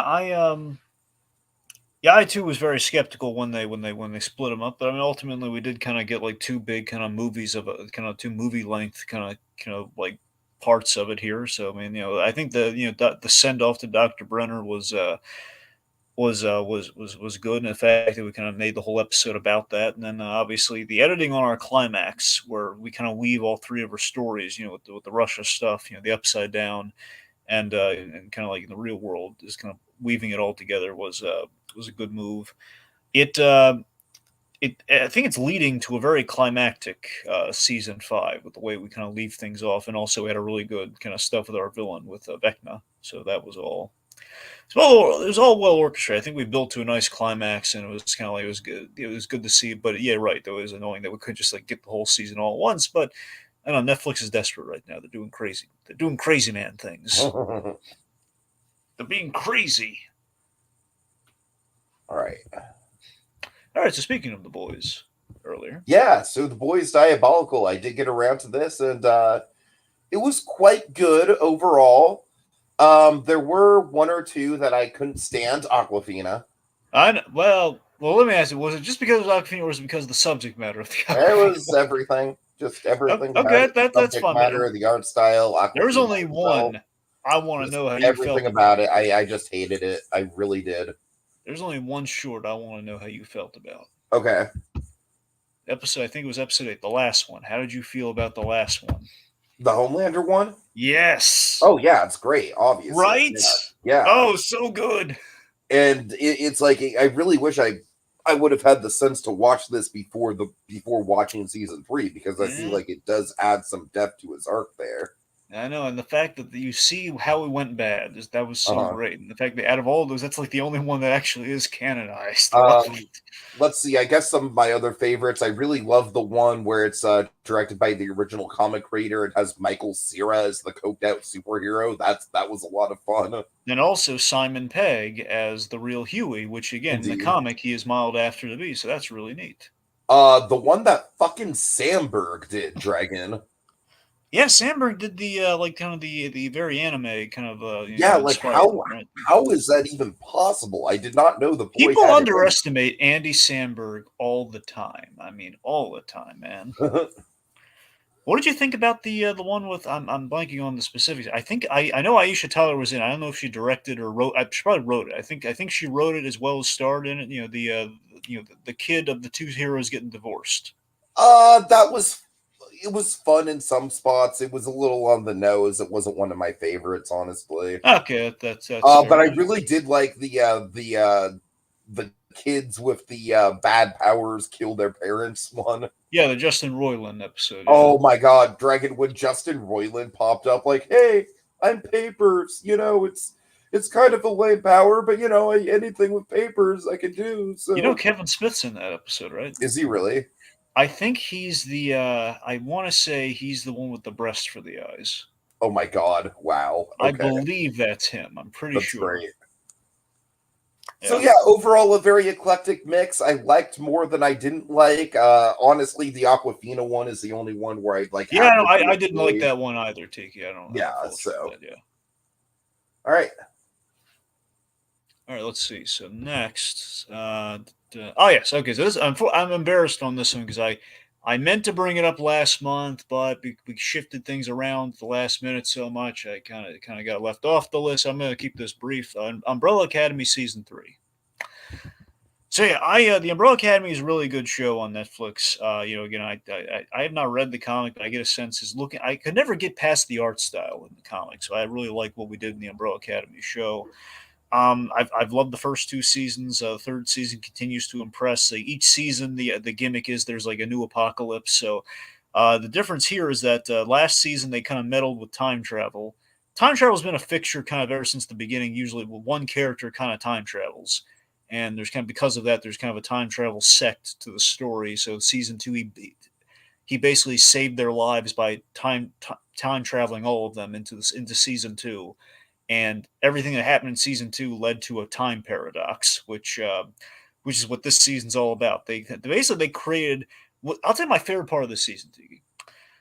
I've always wanted to see this ever since Back to the Future, and we finally did it in something. We get to see what happens when the time paradox doesn't go well. Remember the whole Doc Brown's fear of like, you cannot see yourself, Marty, because if you do, Mhm. the fabric of reality could collapse as you know it. We finally did that. I love that. So like literally because of this time paradox, this threaten the whole of reality, and you get to see it happen. And basically they it's like the whole you become your own grandfather effect, where like their father, because they interacted with him, didn't like him so much that he adopted 8 different kids. So now they have to deal with the Sparrow Academy Oh wow. versus the Umbrella Academy. I'll tell you, I only have one issue with the season, just one. the brother. So there's his brother character, and the whole gimmick of the show is they all broke up after their brother died, and he's like a ghost that one of the brothers, his whole power is communicating with ghosts. That's how he's around. Point being, you had a dead brother who was a nice guy, but with the alternate timeline, the Sparrow Academy, he's like the one member that did survive, but now he's a sparrow and he's a jerk. We made the one brother a jerk, and for no reason other than we wanted to make him different. I was like, why do we have to make him a jerk? We're just making him a jerk for no reason. So that kind of bothering because he's like, there's no redemption really for him. He's just kind of maybe becomes a little less of a jerk by the end. That's about it. I love Diego. Diego has like this fatherhood story, which is really compelling because he always had like a soft spot for the mother of the family, and he always had issues with the father. So him kind of having his own little family was really interesting to see that. The last thing I'll say about it is I assume there is going to be a season 4 because there is indeed a cliffhanger, but there is some finality in terms of everything is kind of, we do have an end of things. We do kind of run past some cryptic stuff that is from the comic, which makes you think, okay, well, we do get some answers to stuff. We don't know why these things happened, but they happened. And I think a season 4 would be welcome, but it's kind of a season 4 where, man, I don't know where we go from here if we do a season 4. But I mean, there's definitely some things in the air. So just continue to do really good stuff with the Umbrella Academy. And again, it's one of the things that's keeping the lights on Netflix right now. When that show goes, and when Cobra Kai goes, and when Stranger Things goes, they got nothing. Yeah.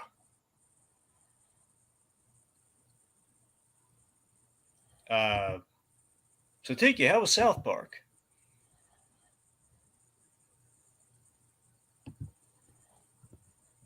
Hello. Tiki, how was South Park? South Park, sorry. Yeah, it was my bad. So yeah, South Park, it was we have what we have with South Park is Dragon, I'm not quite sure. This is kind of like why I decided to break it up with the streaming stuff. Because I never know how to approach these specials that they're doing. First of all, I do like that they have that they're breaking them up into specials and not just full-length movies, and that there is some continuity between them. But at the same time, Dragon, I do worry. I do think that they're running the risk. The reason why I was down for the first couple specials, specifically the one where it was kind of fast forwarding, kind of like the 20-year time jump or whatever they did the last time around, was that was like brand new territory for South Park. That was like kind of like disattached from all the continuity that South Park had built up over the years. And unfortunately, this special, like, it's good. I just think that it leans way too heavily on like the Tegrity Farm stuff and the Man Bear Pig, and it's basically like taking a lot of like the stuff that's been building up throughout the last few seasons and having it come to a head. And I feel like the South Park stuff nowadays that I'm getting into more is less the serialized elements of the show and more kind of like when they can have just like a big idea, like the time jump, and run with it. So yeah.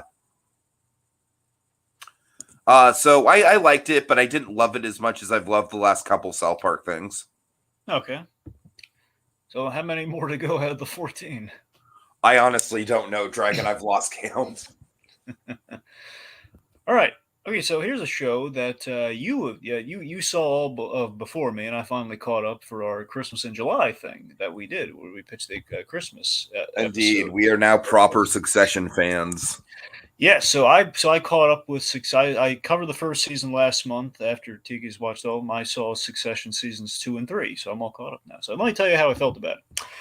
So yeah, Succession again, it continues to it's kind of like it's kind of like Veep meets Mad Men for the 1%er crowd.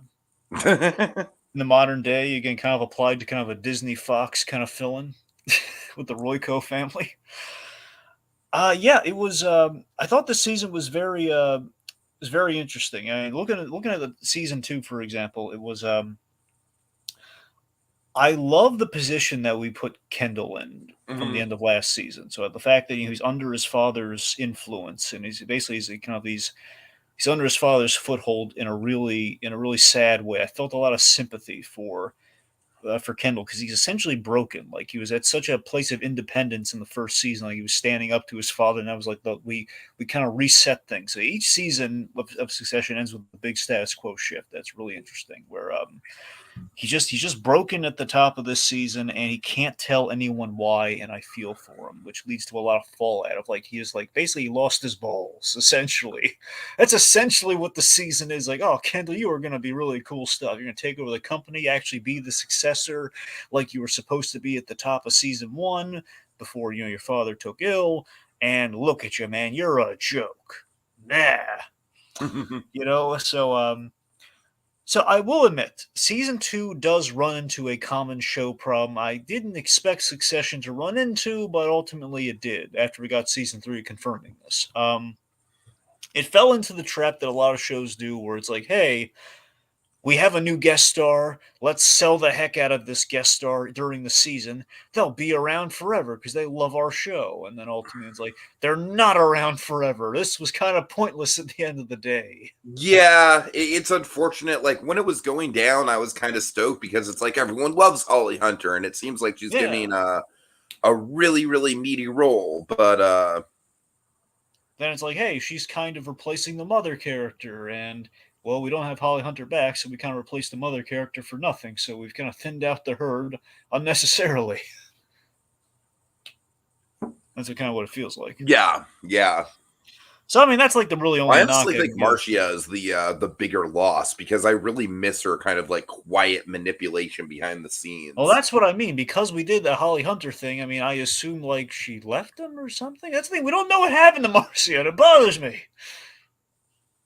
I mean, I think the implication was that she did in fact leave him. Yes, but Yeah, like I don't know if it's like a separation, like an actual mhm. divorce. I don't know. I have no idea.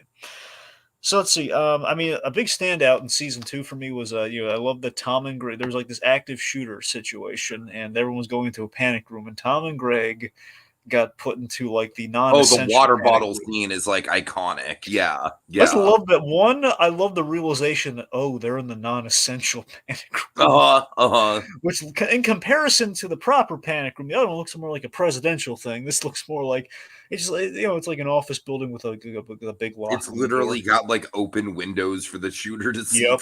through. Exactly. So it's not. So that's just And hysterical. then But then, basically Greg is trying to business break up with Tom. yeah, but like the And worst Tom does possible not take time. that well. No, he doesn't. He's just chucking water bottles at him, which is hysterical.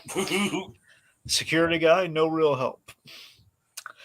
Anyway, so yeah, we end the season on a big moment where people could go to prison, like kind of like taking the rap for Logan Roy, and Kendall Kendall says no to this in a very big, memorable way, which brings us to season three. In which, long story short, we blow up the status quo tremendously, Mhm. and it's I love that it's this.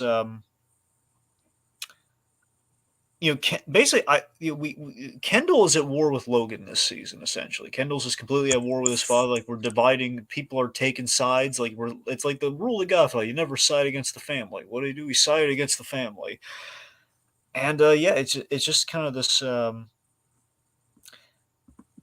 It's kind of like there's just this crazy thing that's kind of going on during the season here, where it's like we see people. We see some people kind of fail upward, and we're kind of seeing people like it's like the positions of power are constantly shifting here. We're like, oh my god, who's going to be the successor this season? We're like, hey, Roman's in actually good shape until one ill-fated picture, you know. And we also have some fun moments this season, like we have Kendall's hipster 40th birthday party. Oh yeah, that episode is a trip, and it does have an emotional center that you've talked about. That it does. That it does. We have we have it's basically a big moment there where he loses his kid's birthday gift to him, in which he's kind of becoming his father, which he dreads. So he panics and is looking for the gift for a majority of the episode. We have a big question posed at the end of this season of like what basically we both pick sorry we pose the big question amongst the kids of like, are we good with our dads essentially selling our legacy, and they kind of team up against them, and let's just say there are going to be some consequences, severe consequences going into season 4. So it's rather intriguing, the season 3. But yeah, I mean, ultimately, I know you hyped up like season 2 being better than season 3. I think mainly you're referring to the way season 2 ends, if I'm right. Yeah, and also just the fact that I feel like with season 3, a lot of it felt like there were some pandemic restrictions with like the number of people they could have in a scene. Hmm. Yeah. All right. All right. So yeah, overall, like, Succession continues to be good. So yeah. Okay, so Dragon, I checked out. I hope I'm saying this name right. Gaten Matarazzo, Dustin from Stranger Things. Am I saying that right? I gotta be honest, probably no, but I don't know how to say it right. All right, so he's got a new prank show out on Oh, Netflix. this is I his kind of prank watched kind show. of like a it's just kind of like a rainy day, sort of like work's giving me stress, so I'm just gonna kind of watch something to take the edge off. Yeah, I heard about this. Well, how is this? It was fun. It was fun. I don't think it's anything amazing, and honestly, I think it is like it's pretty much all fake. Like they make the claim that it's like the two real people, and then a set of actors that kind of like bring horror movie scenarios to life. And Dragon, the thing that I don't buy about it is they're kind it kind of blends the line of like I don't really buy that the people that they claim are completely in the dark are as in the dark as they say they are. But regardless, it is some pretty interesting setups. Like there's one episode where there's a kid who's on a first night as an exterminator, and they go to a house to investigate a a rich man who has a bug bite, and then the bug bite morphs him into a human spider. So essentially, Dragon, the gag is that they place these people into scenarios that kind of turn into horror movies. And everyone involved in the scenario, besides the person who is being pranked, is a professional actor. And so there's like big set pieces and makeup and costume changes and all that.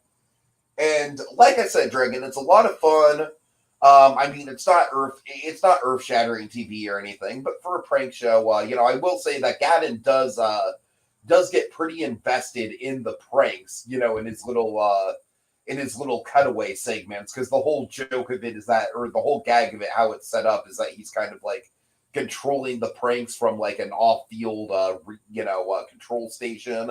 Although I'm sure that's just like a post-production thing that they're filming with him, but I digress. Uh, like I said, there's definitely an air of like, I really don't know how much of this is legitimate as far as like the people actually being pranked and how much they're not in on the joke. But it's amusing, and some of the horror movie setups they have are pretty creative. So it's I'd give it a passive watch. It's not a strong recommend, but it's I thought it was fun. He's got some movie coming out on I believe Paramount Plus. Does he? Yeah, you might want to look into it. I mean, I don't know, because I don't know if it's like his first movie or not. Like at the very least, like a first movie starring him, probably. Anyway, let's see. So let me tell you about Solar Opposites season 3. Yeah, I did watch the first couple episodes and liked them quite a bit, but I just did not find time to pick it back up.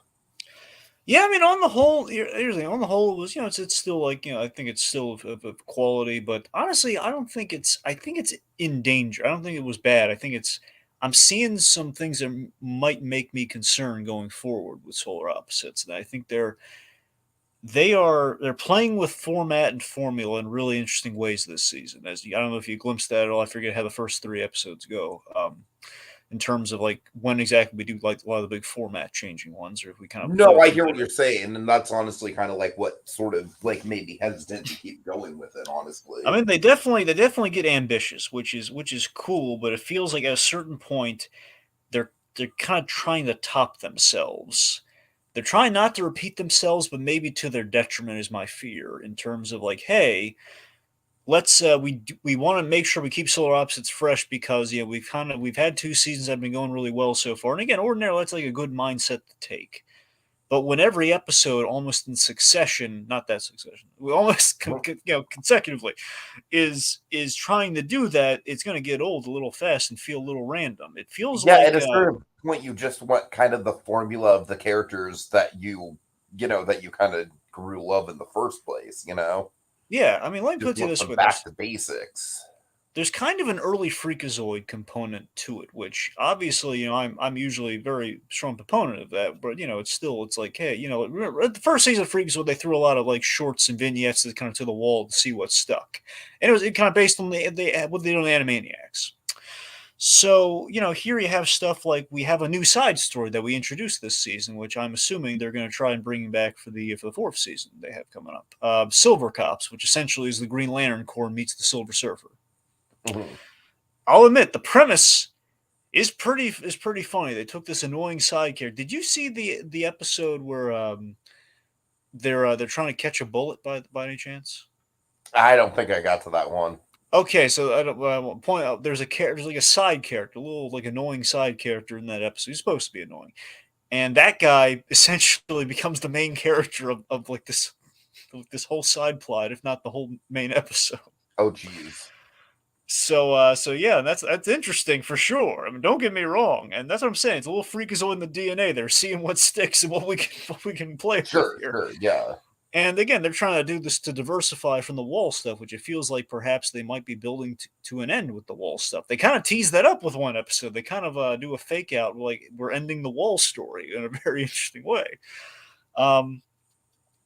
Yeah, I mean, of course, I love Christina Hendricks. I love our cast in the wall stuff. By the way, like Christina Hendricks and Sterling K. Brown, and yeah, they brought great closure to the Tim story. Remember Tim, the guy who started the whole wall thing. That guy brought great closure to him. There are some ingenious episode concepts, like 99 Ships, for example. That episode essentially is they go back to the opening. And in the opening, it says they're one of like 100 ships, so they kind of find out what happened to the other 99 ships from the openings. And let's just say it did not go well for them. They go to Hulu Land for an episode, which is really funny. Yeah, I saw that. What's that entail? Well, unfortunately, you don't actually get to see him go to Hulu Land. That's kind of a misdirect for, and it's a wall Oh, episode. okay. It's like one of those things. They do that. I was gonna The say, like, problem is, is there like a handsmaid tale boat ride, yes, stuff like exactly. That's what I'm saying. Like at the top of the episode, they lay out the map of Hulu Land, that? and that's what I'm saying. Unfortunately, I think they pulled that hat trick twice, where it's like, hey, we're going to Hulu Land, and then it's a wall episode, and then they do that again. We're like, hey, we're going to Taco Bell, and then I forget if that was the Silver Cops episode or not. That might have been that. Maybe maybe that changes it up a little bit. I don't know. Anyway, so that's what I'm saying. There's good stuff in there, but it feels like our main cast kind of fell to the wayside, and they weren't like we had some weak sauce stuff and Corvo turns into a train. That's like really that Corvo turns into a train. That's your episode. Yeah, right. See, that's where I'm starting. I love the Corvo character, but it feels like it's and we're literally standing in line for an episode, which I'll okay that if we have stuff other than he turns into a train for the other episodes. Okay, it's just gonna it feels like we're running out of ideas, and it's kind of showing. That's what I'm worried about with Solar Opposites. Okay. All right. Oh boy, I have a mystery show, Dragon, and this isn't a good mystery. Can I be honest? Yeah. I legitimately thought it was just called Mystery Show. No. Because usually we have question marks. What the show is. We usually have like question marks to note that sort of thing. That's what threw me off. I'm sorry for the lack of question marks. No, it's not. I'm just saying that's for me. You're all good. I'm just saying that was my bad. So, Dragon, man, we are in, like, you and I, we have 3 more weeks of Better Call Saul wrapping up and delivering some of the most incredible endpoints of any television show, hell, any fictional story that we have ever seen in our lifetimes. Mm-hmm. And Dragon, in the wake of the show coming back in early July, I decided to binge something. I decided to binge a little bit of side content that had been put out that I knew was bad, but I figured, how bad could it be? You know, like I think basically, Dragon, I figured that I would watch this as a laugh on the eve of the show coming back, essentially like an eat your vegetables before the dessert kind of thing, just because I did have some morbid curiosity about it. And Dragon, it's legitimately one of the worst adult animated shows I've ever seen in my life. Oh boy, I'm now seeing the option. Wait, what? Slippin' Jimmy. What, Tiki? Where'd you? I've been looking for Slippin' Jimmy. Where'd you find it? Watch cartoons. That's the thing. I keep checking AMC, but it's not there. I don't know what the deal is. I found it on Watch Cartoons or Kiss Cartoons or one of those places. All right. Okay. So you Dragon, found. Don't go out of your way for it. It's terrible. No. It's not worth it. No, it's not. Dragon, no. Don't even act crestfallen about it. This thing is bad. I was looking forward to this thing. You're telling me it's not good? Thing is bad. Bad. Really, really bad. It shits all over the dynamics. It's Dragon, just no. Just no. What how did it go so wrong? What happened? Dragon, it's so generic. It's just like the characterization is just not right at all. I hate the way that the thing looks. It's just everything I hate about adult animation, Dragon. Well, okay, well, first off, like, remind me, isn't this like, are they shorts or are they actual episode length? They're actual episodes. Get at it! You mean I always thought there was gonna be like little shorts they were gonna do in conjunction with. You mean to tell me this is like a full series? A full season, yes. Well, that's what I mean, like a full season. Yes. Well, but by adult animation, you know what I mean? Like they didn't go like really adult with it, did they? Yeah, they did. Wait, really? Just as far as it, like the kind of like typical like adult animation kind of bullshit that you would expect. Okay, well, I mean, okay, well, all right. Well, I was expecting you to go like it's not going like Big Mouth or something, right? It's not going like adult. I mean, no, not that far, but you know. Point is just being it's kind of a show. I do get some Big Mouth vibes just from the style and the fact that they're children and everything. So let me get so the premise of the show, from what I recall, is it's basically it's the days in Cicero with basically the legend of Slip and Jimmy growing. Is that correct? Except they're children. Well, I mean, again, he probably we saw Jimmy kind of start as a kid, and then it kind of evolved from there. So you're saying let me ask you this. So there's Chuck and Marco, am I right? Yes. Okay, there's Chuck, there's Marco. So how's Chuck McGill Sr. characterized? Honestly, it's like just kind of like a very generic, like nice dad character who doesn't get much screen time. How was Mama McGill? Dragon, trust me, all of the intriguing things that you would hope would would bring some stuff to light in the canon. There's nothing here. There's nothing here that you actually can pull from and be like, oh, that gives me some nice insight into the characters. There's just not. Just trust me. I'm going to guess that you were maybe too distracted with it to act the clock who wrote and directed the episodes, did you? I did not, no. That's the thing. That's what I got to look into, at least got to look into the credits on this thing to see how it may have potentially gone so wrong. But yeah, Dragon, it was, I was like, I had heard it was bad, but I was pretty flabbergasted. I've been having trouble finding it, but wow, it's not, yeah. Well, that's really crestfallen to me to hear. I didn't expect it to be like full 22 minutes or anything. I expected it to be like 5-minute shorts. But man, that bums me out.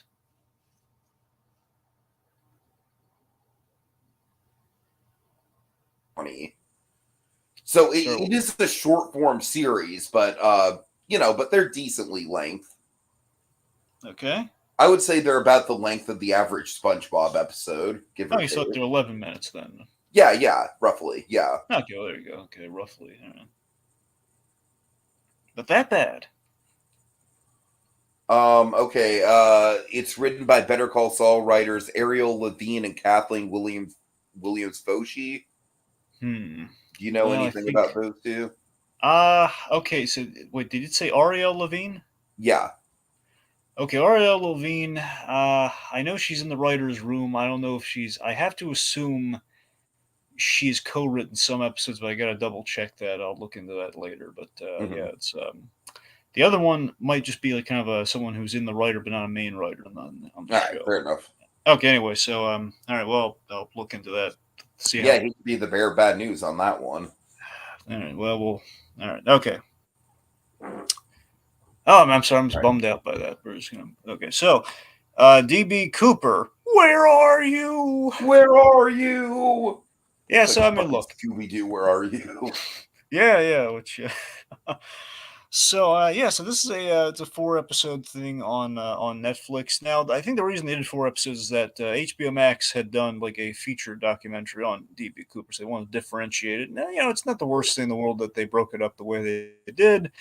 I will say this though, DB Cooper is a fascinating subject, but unfortunately, a fascinating subject that does have kind of like a window or like kind of like a kind of like an hourglass at play here. Yeah, In that's terms of honestly kind of like why I wasn't really too compelled to watch this, is because it's like, I kind of got the vibe of like, meh.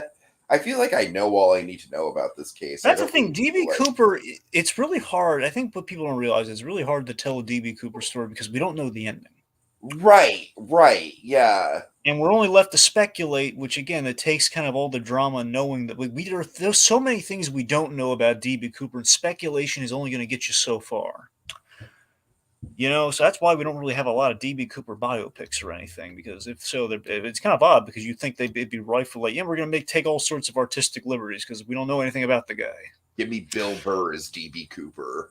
Wouldn't that be fun? Right. I So, don't know why he came to mind. well, because Better Call Saul's on the mind, Tiki. That's true. That's true. Yeah, that's the thing. Remember, Tiki, he's like our last real holdout. No, So, I know. all right, he's like the last bingo card box, man. All right, so first, okay, so that thing, it's not, as I said, not the first DB Cooper documentary that I've seen. It's solid in the presentation. I'll tell you what makes this one a little fun. They incorporate his impact on pop culture, which is, use some clips of DB Cooper references in pop culture, which is fun, including Loki, which was delightful. Nice. I will say this though. One thing that bothered me is one pop culture reference I was really looking forward to. They did not use, and it baffles me why, because this was the best DB Cooper pop culture reference ever. In the show Prison Break, which I loved, Prison Break. Basically, the planning out how to break out of a prison for a season, and one of the key components of this plan was he banked on one of the inmates being DB Cooper, and in the end of the Oh day, God. he actually was DB Cooper. So it's like, really? We're not gonna like that show literally made a meal for a whole thing. He was the big payoff, and we're not gonna like have like a whole like who's your guy? DB Cooper. It's like, really? We're not gonna use that clip? Anyway. So that was like a pet peeve, but regardless, the main story is basically they're interviewing a guy who they believe may be the real DB Cooper, and many people have also believed is the real DB Cooper. And the guy's real sketchy and kind of like he's taking the interviews, but he's not really giving them what they need. So he's being a little dodgy. So that's kind of the gimmick. So ultimately, look, it's fine. And again, DB Cooper stories are fun, but there's only so many ways you can tell a story without an ending. So it's like this way. If you've never seen a DB Cooper documentary, you can watch it. I think you'll have a good time with it. But it's kind of a picking between the two, and just going to speculate on who the guy is. There's only so much. All right. Now let me tell you the last thing. This is the important thing. Save the best for last year. Okay. I did start watching this. I just haven't had time to finish it. Yeah, man, you gotta watch it. I won't tell you anything too much about this thing. Just the premise, man. This is just fantastic. The Last Movie Stars on HBO Max. This was great. 6 episodes. Essentially, from what I understand, they probably remember it's fresh in your mind because it was the first episode. They probably went over this sort of thing. Ethan Hawke, he had a passion project of doing this Paul Newman documentary, I believe. Mm-hmm. And I believe I believe Paul Newman was either Ethan Hawke's idol or just possibly his mentor as well. Probably showed him the ropes. I think you see at a certain clip in the show, I think you see Ethan Hawke like inside the actor's studio when Paul Newman's on the stage. So I think the idea is they probably commiserate a little bit. Ethan Hawke may have had a small role in a Paul Newman film. I'm not sure, but the point being, he idolized the guy. Anyway, slice it. So, want to do a documentary, and the pandemic hit. So what happened is he kind of reached out to, and the premise of this whole thing is great, in that Paul Newman was about to do a memoir on his life, and he got second thoughts, and he burned all the tapes. So someone cobbled together like the transcript somehow, and during the pandemic, Ethan Hawke contacted on like a Zoom call all of his famous celebrity buddies, and interviewed them. And what they did is they record, basically they record the interviews. So there's doing impressions of the famous people, like they're all cast in really good roles. Like George Clooney's playing Paul Newman, Laura Linney is Joanne, the wife, Vincent D'Onofrio, John Huston, which is excellent casting. Oscar Isaac, Sam Rockwell. It's great. It's an all-star cast. Ultimately, this thing is warts and all. You have the failings of Newman's, and of course the great cinematic successes. He did a lot of good, a lot of iconic works of cinema. I just think it's really, I think it was an excellent way to do kind of a profile on kind of an actor. I think between it's a love story, it's got a lot going for it, and I just really dug it, man. Cool. Yeah. Okay. So I hope you enjoy it. I hope you enjoy the rest of it. Yeah. So let's get to some catch up. All right, Elvis. How do you think I like this one? Well, I like to think you really liked it, but I'm getting the sense that may not be the case. This movie was exhausting to me. Exhausting in a good way, not so much. Just exhausting. I'm sorry. I'm sorry. I tried. Dragon. I really did. I don't say like you tried. You saw the movie. I mean, you didn't like it? Here's my thing. I just feel like as a biopic, like I appreciate that it tries to do something different, because it does. Mm-hmm. But at the same time, I do think that it is kind of like leaning into a lot of the tropes of the cradle to the grave story, with like the getting addicted to the drugs and the manager being kind of like, like having him under his clutches and stuff like that. I can't emphasize this enough. I hated Tom Hanks's performance. I hated that accent. It was like nails on a chalkboard. I did warn you about the Holland thing. I could not stand that accent. And just the fact that he's like the narrator, and he probably has more dialogue than anyone else in the movie, because Austin Butler is fantastic. I'll give him that. I mean, at least he's good, right? But I'm saying, like, he is soft spoken, and Tom Hanks is like Tom Hanks has by far the most dialogue in the movie, and I cannot stand that accent. And as far as the editing goes, as far as with Austin Butler's performance, the frustrating thing about it is I feel like Baz Luhrmann's editing is so scattered, and it never gives any shots a chance to breathe at all. His shots are always just like jumping around. It's like I wanted to just linger on Austin Butler and appreciate him, because I did think he was doing a really good job. But I feel like the way that the movie was edited was like actively like handicapping him, because like he was compelling, but I feel like if we would have had a few more moments of just allowing him to breathe and just be on screen in his natural element, instead of just doing all these like stupid editing tricks. I don't know, man. The production value is on point here.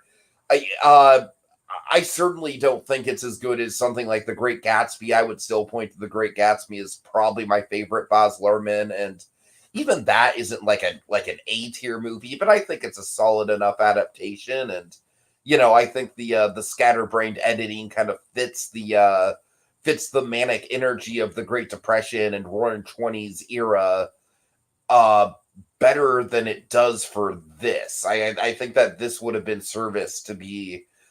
I don't know. Like I said, I just want to linger on the actual performances more. And yeah, Tom Hanks, it was just hard. It was just hard to get past Dragon. I just couldn't do it.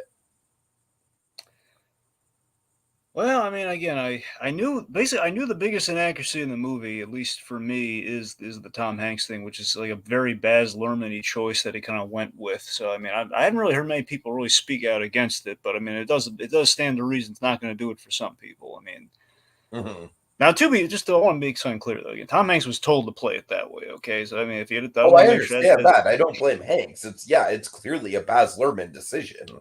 yeah, I just want everyone to know that. Okay, I don't want anyone to say, "What was Tom Hanks thinking?" It's like, well, I mean, Tom Hanks is a nice guy. He's going to respect the director. He's like, well, he wants them to play it this way, because there's like a little bit of Holland in there in his background, but not really a lot. But he wants to lean into it to give him an ethereal quality.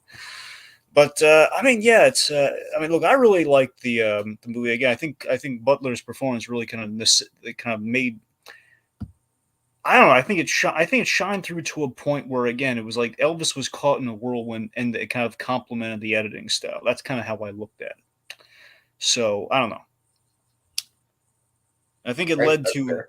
yeah. The point being, at the end of the day, I think I liked it. I'm not crazy about Baz Luhrmann's style. Periods. This is the first time like a work of his really grabbed me in a good way, and we're just like it And was you know kind of a what? I feel like a lot of people who generally like are not into his style are liking this. So, yeah, I feel like it is a very accessible movie of his.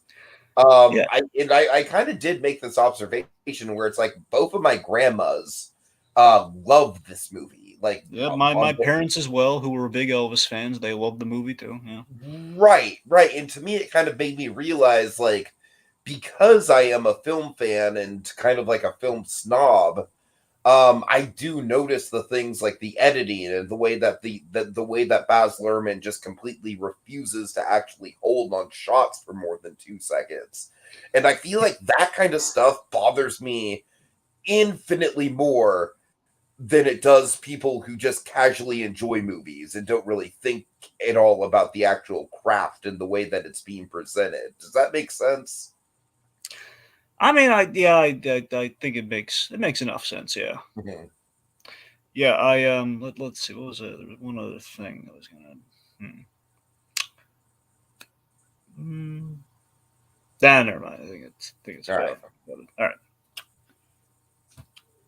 Okay, let's see. So we're okay. So that okay, you and I both have seen. So I watched the two, so we both have It seen was both very two. conveniently just right up on Netflix, Dragon. I don't So know, you and I both saw Sing Two. Honestly, I need to pad my list out before I Yeah, kind of that's I found feel it. like it was just kind of like there for the taking, like, hey, look, some easy filler, take All it, right, so consume Sing product. Two, and we had Minions on our mind. So And Dragon, goddamn, Minions makes this look like a master, I'm sorry, this makes Minions look like a masterpiece in yeah, comparison. this wasn't great, was it? I hated this.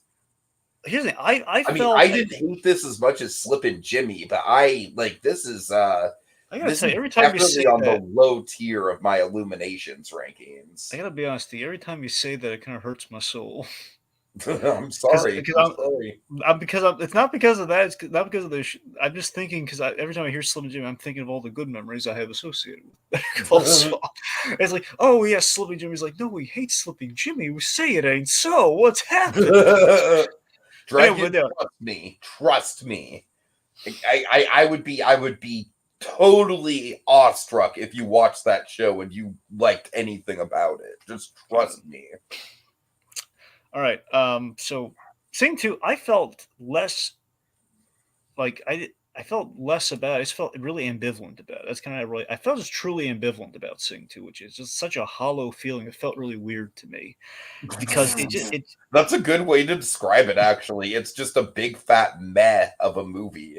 I mean, that's the thing, Tiki. Let me put it to you this. Here's how I describe Sing 2.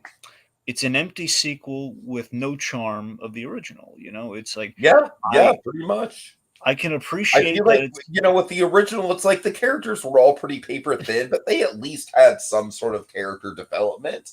yeah, there And was all that character development is just out the window, and the characters aren't even like really like the characters in this one are way more interchangeable with each other because now they're just in the big group that are just always there for each other. Whereas at least in the original movie, there was some element of competition. It's like Dragon. It's weird to praise the original movie in any way, shape, or form because it is a very bland Illumination movie. but at least it had some form of stakes. It had some semblance of character work. This is just a nothing burger. I mean, yeah, I mean, pretty much. I mean, I appreciate that it wasn't a rehash, but again, there's no real. I'm not saying it was massive in the original, but there's no real character growth. I mean, for example, like in the original, you have like, okay, we tee up a character at the top, like basically we tee up our cast at the top of the first movie. Then we kind of have a space of like, okay, we're singing, we're rehearsing, we're just doing some stuff, and then we kind of bring it on home with, okay, here's a resolution for each of them. And the big thing that carries throughout the whole movie, I think one of the good elements is McConaughey is Buster Moon. That was the big element that sold you. You know, there's an arc there. Mm-hmm. Like, okay, this character's he's kind of becoming part of a whole. He's becoming kind of the thing that bonds these characters together. And and we kind of robbed ourselves of that here, which was such a strong element of the first movie, despite the fact that he's all over this thing. He's doing some funny stuff. But besides that, it's like, I'll tell you what I think was the kryptonite for this movie for me. Bono. Oh, really? So Bono, he plays, basically, I feel the movie oversold Bono, and I think it's a bad idea in general especially with the gimmick movie. This is I absolutely mean, first of all, Bono, I don't even remember, like, with all due respect, U2, they've put out some good hits back in the day. It's like, I've never really been a fan of them, but the Joshua Tree is an iconic album from the late 80s. But Dragon Bono is not necessarily like the big iconic dude that he once was. Yeah, I'm more. Every time I hear Bono, but more so U2 as a group, I'm always rolling my eyes because my mother adores the group, and I just don't. God, it's like everything. I mean, Dragon, I think Coldplay kind of came along and did everything that U2 was trying to do musically, but better. That's what I'm saying. It's just nothing but like it's just like she was obsessed with it. She Coldplay still was just like, oh yeah, excuse us, U2, we'll take it from here. All right. My point. I think it's a bad idea in principle, especially with a gimmick movie, which the Sing movies are absolutely gimmick movies. Essentially, they're top 40 or kids bop, but animated and yeah, essentially. Essentially, with let's basically let's do covers of all Dragon, the songs. The one thing about this that I was kind of curious about was them putting on a stage production, and I was like, okay, that's like in theory, that's a little bit more interesting than a talent show. But like I said, the problem is that there's no tension. It's just literally just them working together, and I don't know. There's just no meat to chew on. I mean, I'll take it what they're going for, and they're not doing a great job with, is they're going for kind of a Muppet Show vibe, which is not. We don't have a cast to really support. We don't have characters developed enough or spend enough time with them enough. They are archetypes. They are not characters. Exactly. So that's ergo the problem there. So I think we oversold. It's a terrible idea to build a movie around like a big celebrity draw of like, hey, guess who we have? And literally the movie itself is about this. Like we got, it's Clay Calloway. We got Bono, essentially. Bono is a lion who barely sounds. Yeah, that's crazy that the movie itself is kind of like referencing the fact that we have this guy and he's like our big selling point. Yeah, and it's like, well, yeah, we barely spend any time with him. He kind of shows up, honestly, there's so much more interesting stuff. Interesting in quotes, mind you, but comparatively interesting stuff. Like again, the stage show thing is like the only thing the movie really has going for it that I kind of care about.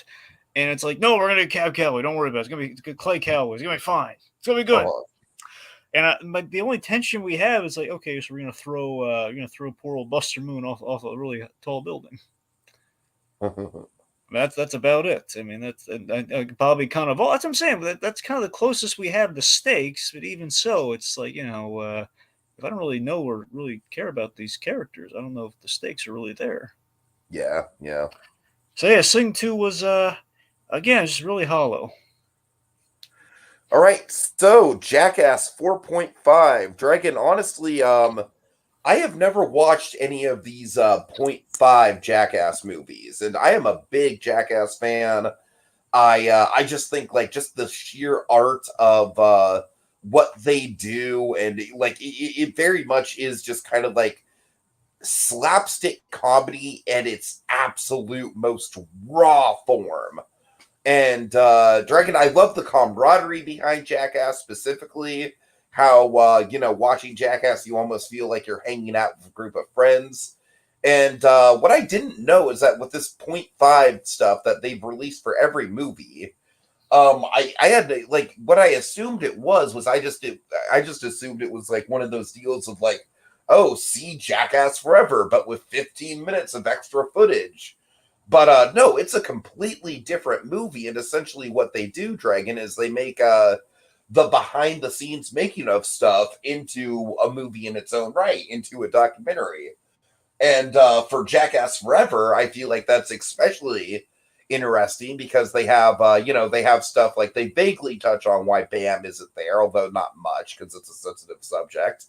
But, they have all this stuff about how Knoxville, really wanted to get the band back together and how they were all getting older and coping with that and how the new players came into the mix.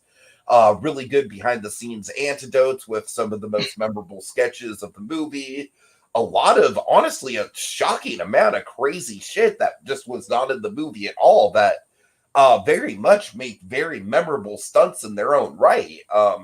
Just really, really great stuff. It just really seemed like they went all out with this movie, and they had way too much to even begin to cram into an hour and a half. And I think, honestly, one of the more compelling elements of this is kind of getting to see like the behind the scenes terror that goes into you being on the set and participating in Jackass. Because, Dragon, think of the anxiety levels, like, because anything could happen to you at any minute, and you have signed a waiver basically saying that anything can happen to you at any minute. It's very, very fun. I feel like the person that they really focus on with that is Eric Andre, who's kind of like an unofficial Jackass member. He's I believe he's been in the last two movies. And he kind of jokes around about how it's just like, like once like the guys are like super duper chill, but once you're on the set, it's like basically being on the set of a real life horror movie snuff film, because you never know what is going to happen to your body. It's terrifying. And I will say that this movie does get kind of some of that genuine suspense in there, in addition to the camaraderie. So yeah, Dragon, obviously I feel like Jackass is literally like the furthest thing to anything you would want to watch, because it's all about the icky stuff that you do not like, as far as like the like bad things happening to body parts and stuff like that.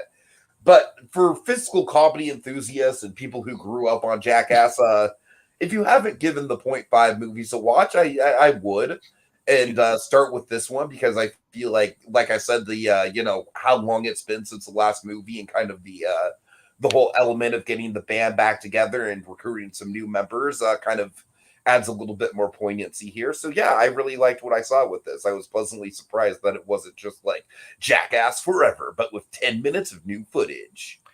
I Right. have a Steve-O related story if you want to hear it. Sure. Yeah, Ryan Reynolds. He did this ad recently because he's doing all sorts of crazy ads all the time, and they're hilarious. He did an ad with Steve-O so he could promote his, like, I think his new hot sauce or something. Have you heard about, like, he's got like some sort of hot sauce, The like. hot sauce is actually in Jackass 4.5 as a running storyline. Yes. So that's the thing. So he has this hot sauce, and he's And basically he just like demonstrating. it's just like a running storyline of Steve-O. Like, why was I so fucking stupid to think this would work? This is a horrible idea. So essentially, he's helping Ryan Reynolds like demonstrate like this whole like how you like, it's like kind of a website advertisement kind of like thing. I don't know if Mint Mobile or some other company is doing. Point being, as they're doing a walkthrough of this, Steve-O has to eat, like, I don't know if it's like some sort of ultra ghost pepper thing. Uh, It looks like Freddy Krueger's skin. Honestly, he has to take a bite of the eats one of these things, and you get to see Steve-O in utter anguish as he's explaining things before he eventually drinks the milk.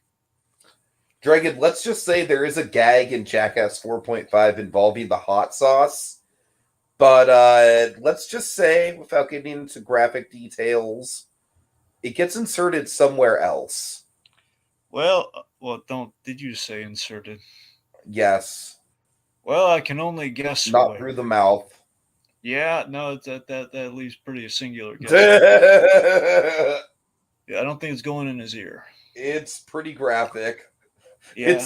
It's pretty painful to watch. I gotta imagine it. You think in the ear might be worse though?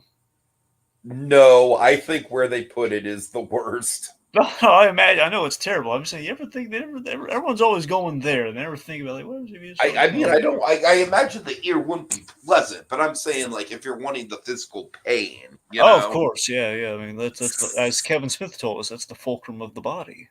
Right, right. Yes. All right. Okay. Tiki, I think we got a little Oh thing going. God, I'm Now, sorry.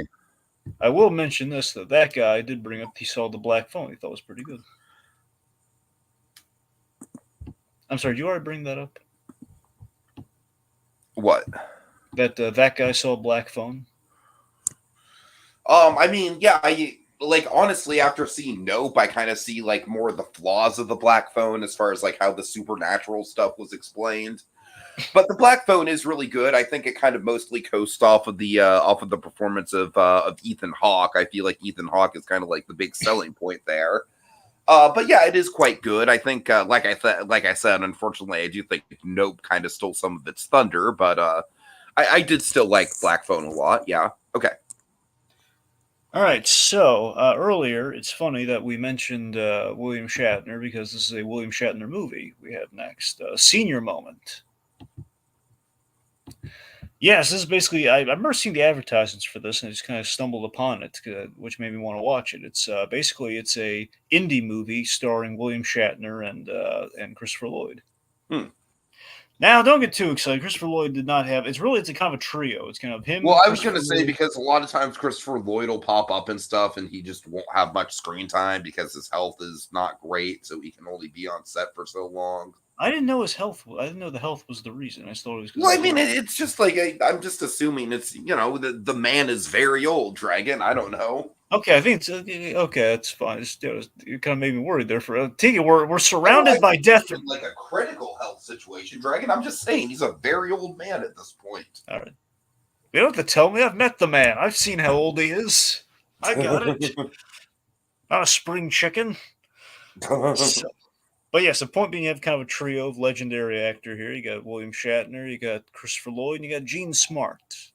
It's really a love story Oh, between William she's Shatner. great. She's been having. I've seen her in a couple good things. Have you watched Hacks at all, by the way? I need to watch it. No, Because but I've heard really good things. Kevin Smith sings the praises of Hacks like crazy. He loves Uh-huh. Hacks.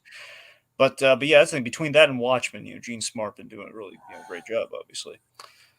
But yeah, point being, so it's William Shatner kind of playing himself. I mean, playing like almost like kind of a what's the word I'm looking for? Not an archetype, An but kind of a. exaggerated.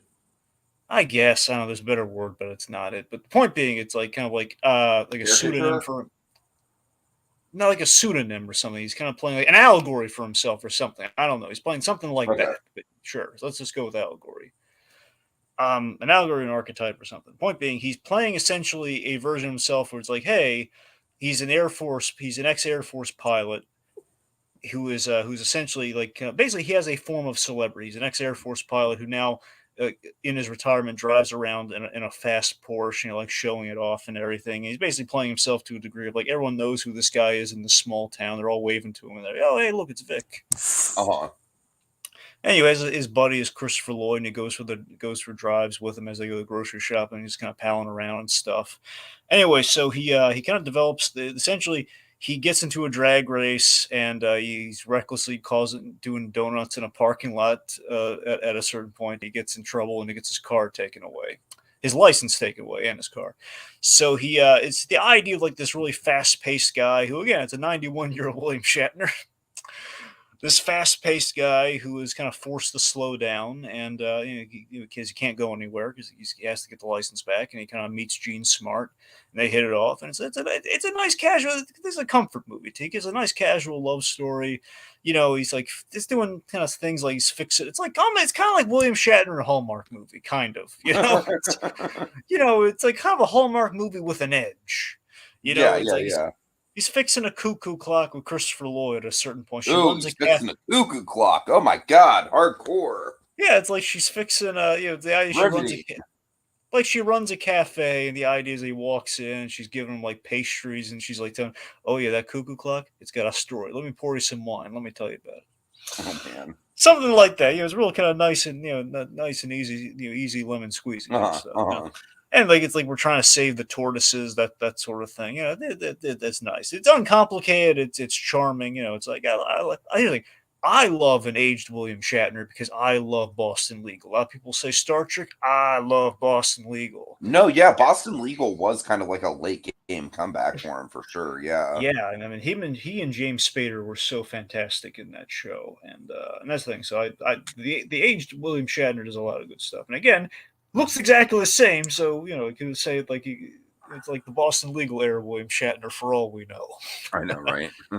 But yeah, it was casual. It was good. It was a good indie movie. Like not setting the world on fire, but it was comforting. It was comfy.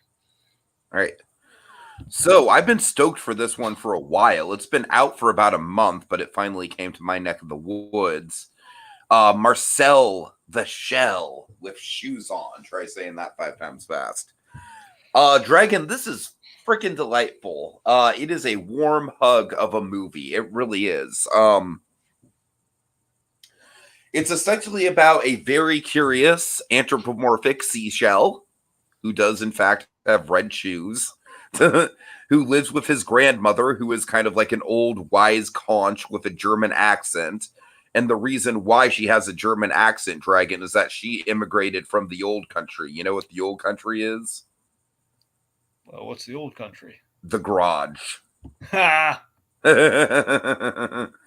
And so the whole movie kind of plays with this sort of like illogical logic of like, it's definitely got this sort of like introspective, like Toy Story, but more introspective than funny, if that makes sense. Where it's it's all about like, what if you did characterize and give life to these, anthropomorphic, essentially like googly eye seashell, like children's art things. And and it is very much kind of like, seeing the world through a very perspective, bright child's eyes.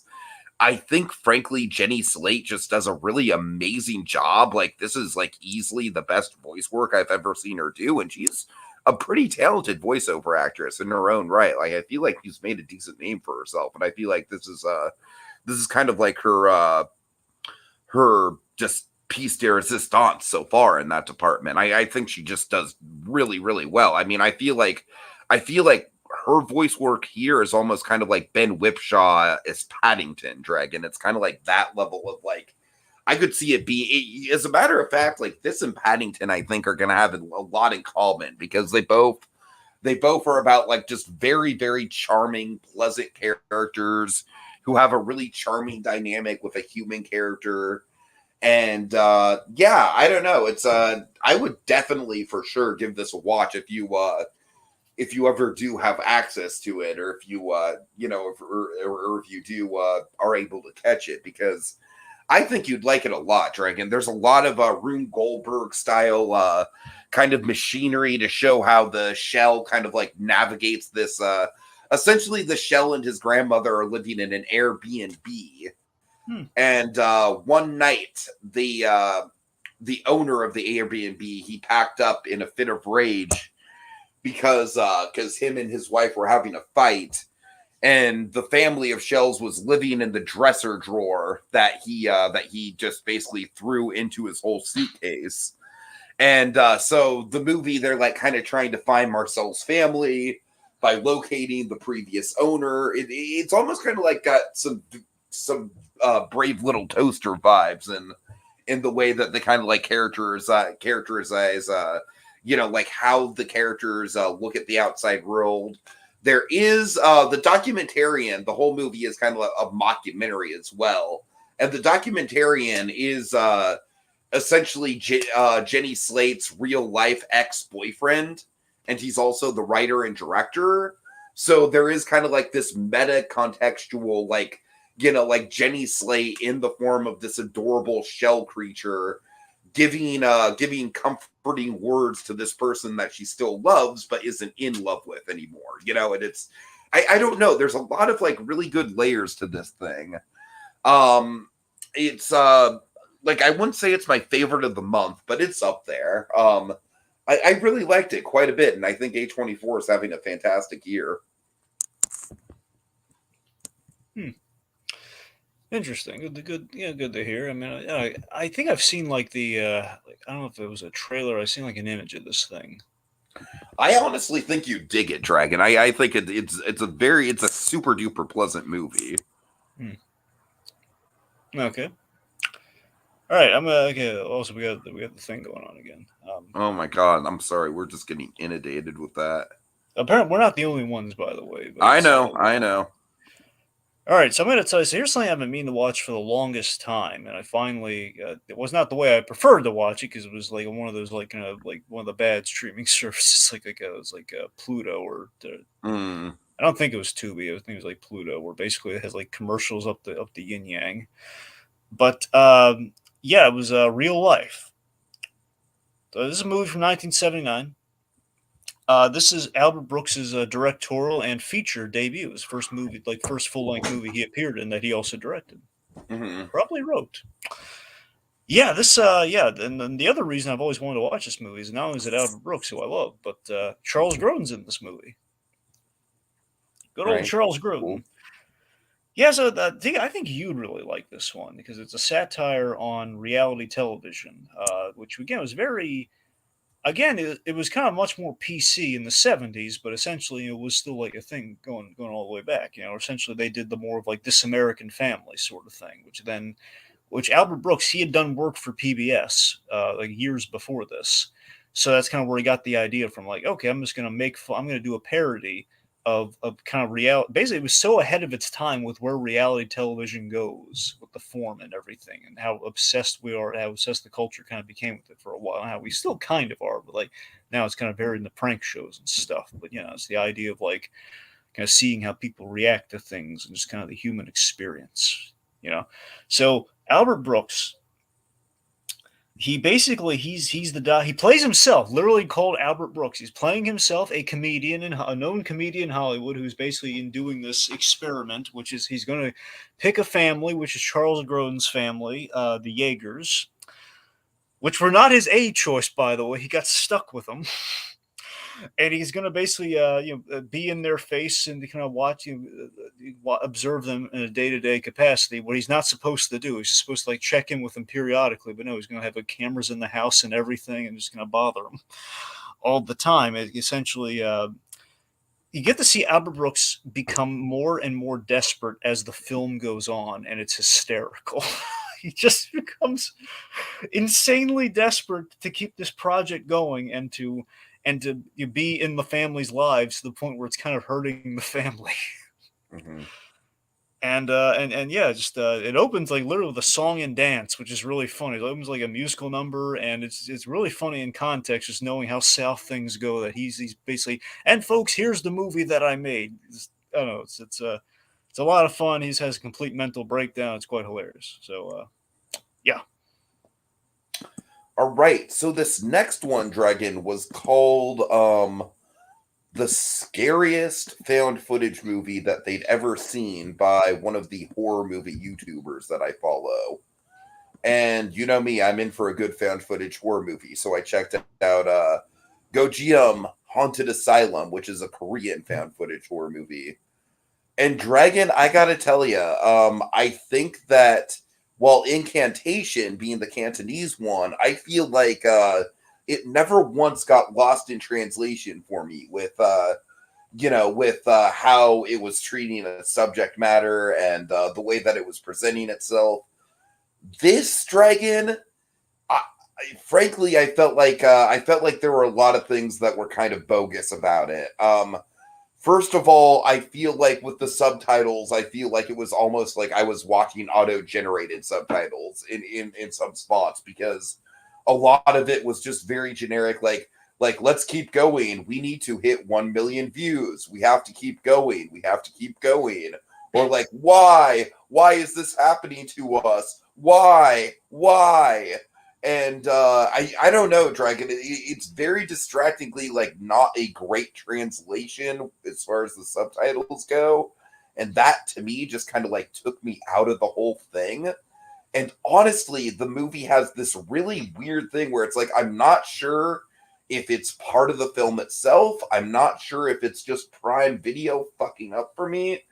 But like there was definitely some lag here. And again, it's like sometimes found footage movies are edited in a way where it's kind of like meant to be edited like the tape is fucking up. And I honestly am not sure if that was the intention or if I was genuinely experiencing lag. I don't watch Prime Video that often, but when I did watch The Boys, I never experienced anything remotely like that. And this is definitely one of those movies where it's like the scares in concept are really cool. The whole idea of this movie is that it's kind of like a staged ghost hunter show where they go inside a haunted asylum, and they're streaming it live, and they want to get to 1 million viewers, because 1 million viewers and they'll get like some sort of corporate sponsorship BS deal. I don't know. That's like a big motivation, is to get to 1 million viewers live when they're streaming the shit. And shit goes sideways, and it starts out honestly really, really slowly, where they're doing all these things that turn out to be fake and staged. And I'm like, okay, how many of these fake outs are we gonna see? And then when shit does get intense, I feel like it really does suffer from the found footage production value problem of having scenes be too darkly lit to understand what's going on, having the scenes be too shaky in the handheld department to figure out what's going on. And also, they throw this gimmick of like some of the footage is being shot by a ghost, so none of the characters are holding the camera. Ooh, spooky.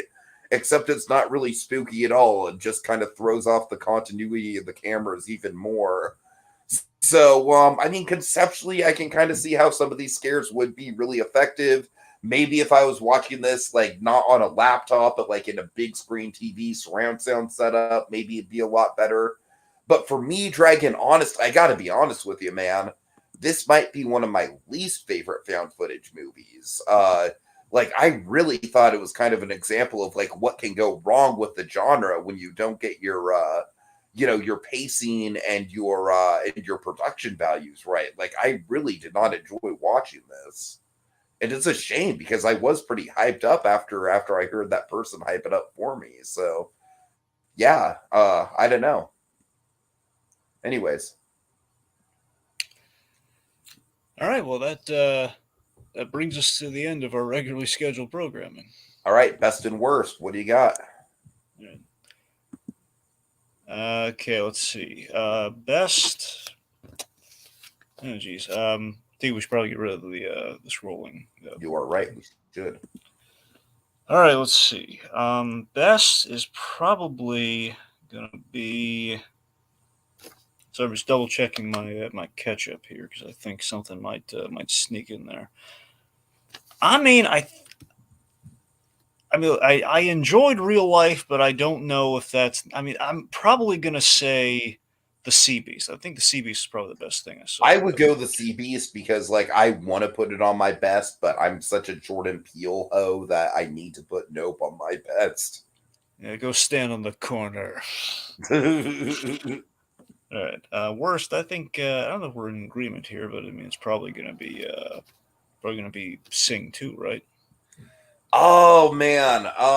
Let me double check if there's something worse. Yeah, probably. I mean, honestly, I think that the Haunted Asylum to me was more disappointing, because I went in expecting a lot more than I actually got, and I do think it's kind of a mess as far as the production values go. But I mean, yeah, Sing 2 is just aggressively mediocre. Dragon, just to differentiate myself from your list, I'll go Haunted Asylum for my worst. I mean, the reason it has to be Sing 2 for me is the fact that, like, it's not so much like I wanted, like, I was expecting the moon, but I was expecting something at least as enjoyable as the first Sing, which is okay, you know? Uh-huh. It wasn't. I was hoping it was just going to be consistent, and it wasn't, and that disappointed me. All right. All right. Well, folks, we've waxed on long enough, and it's time to put the pen down. Until next time, when we return for another fitting chapter in our Movie movie memoirs. memoirs. Nope.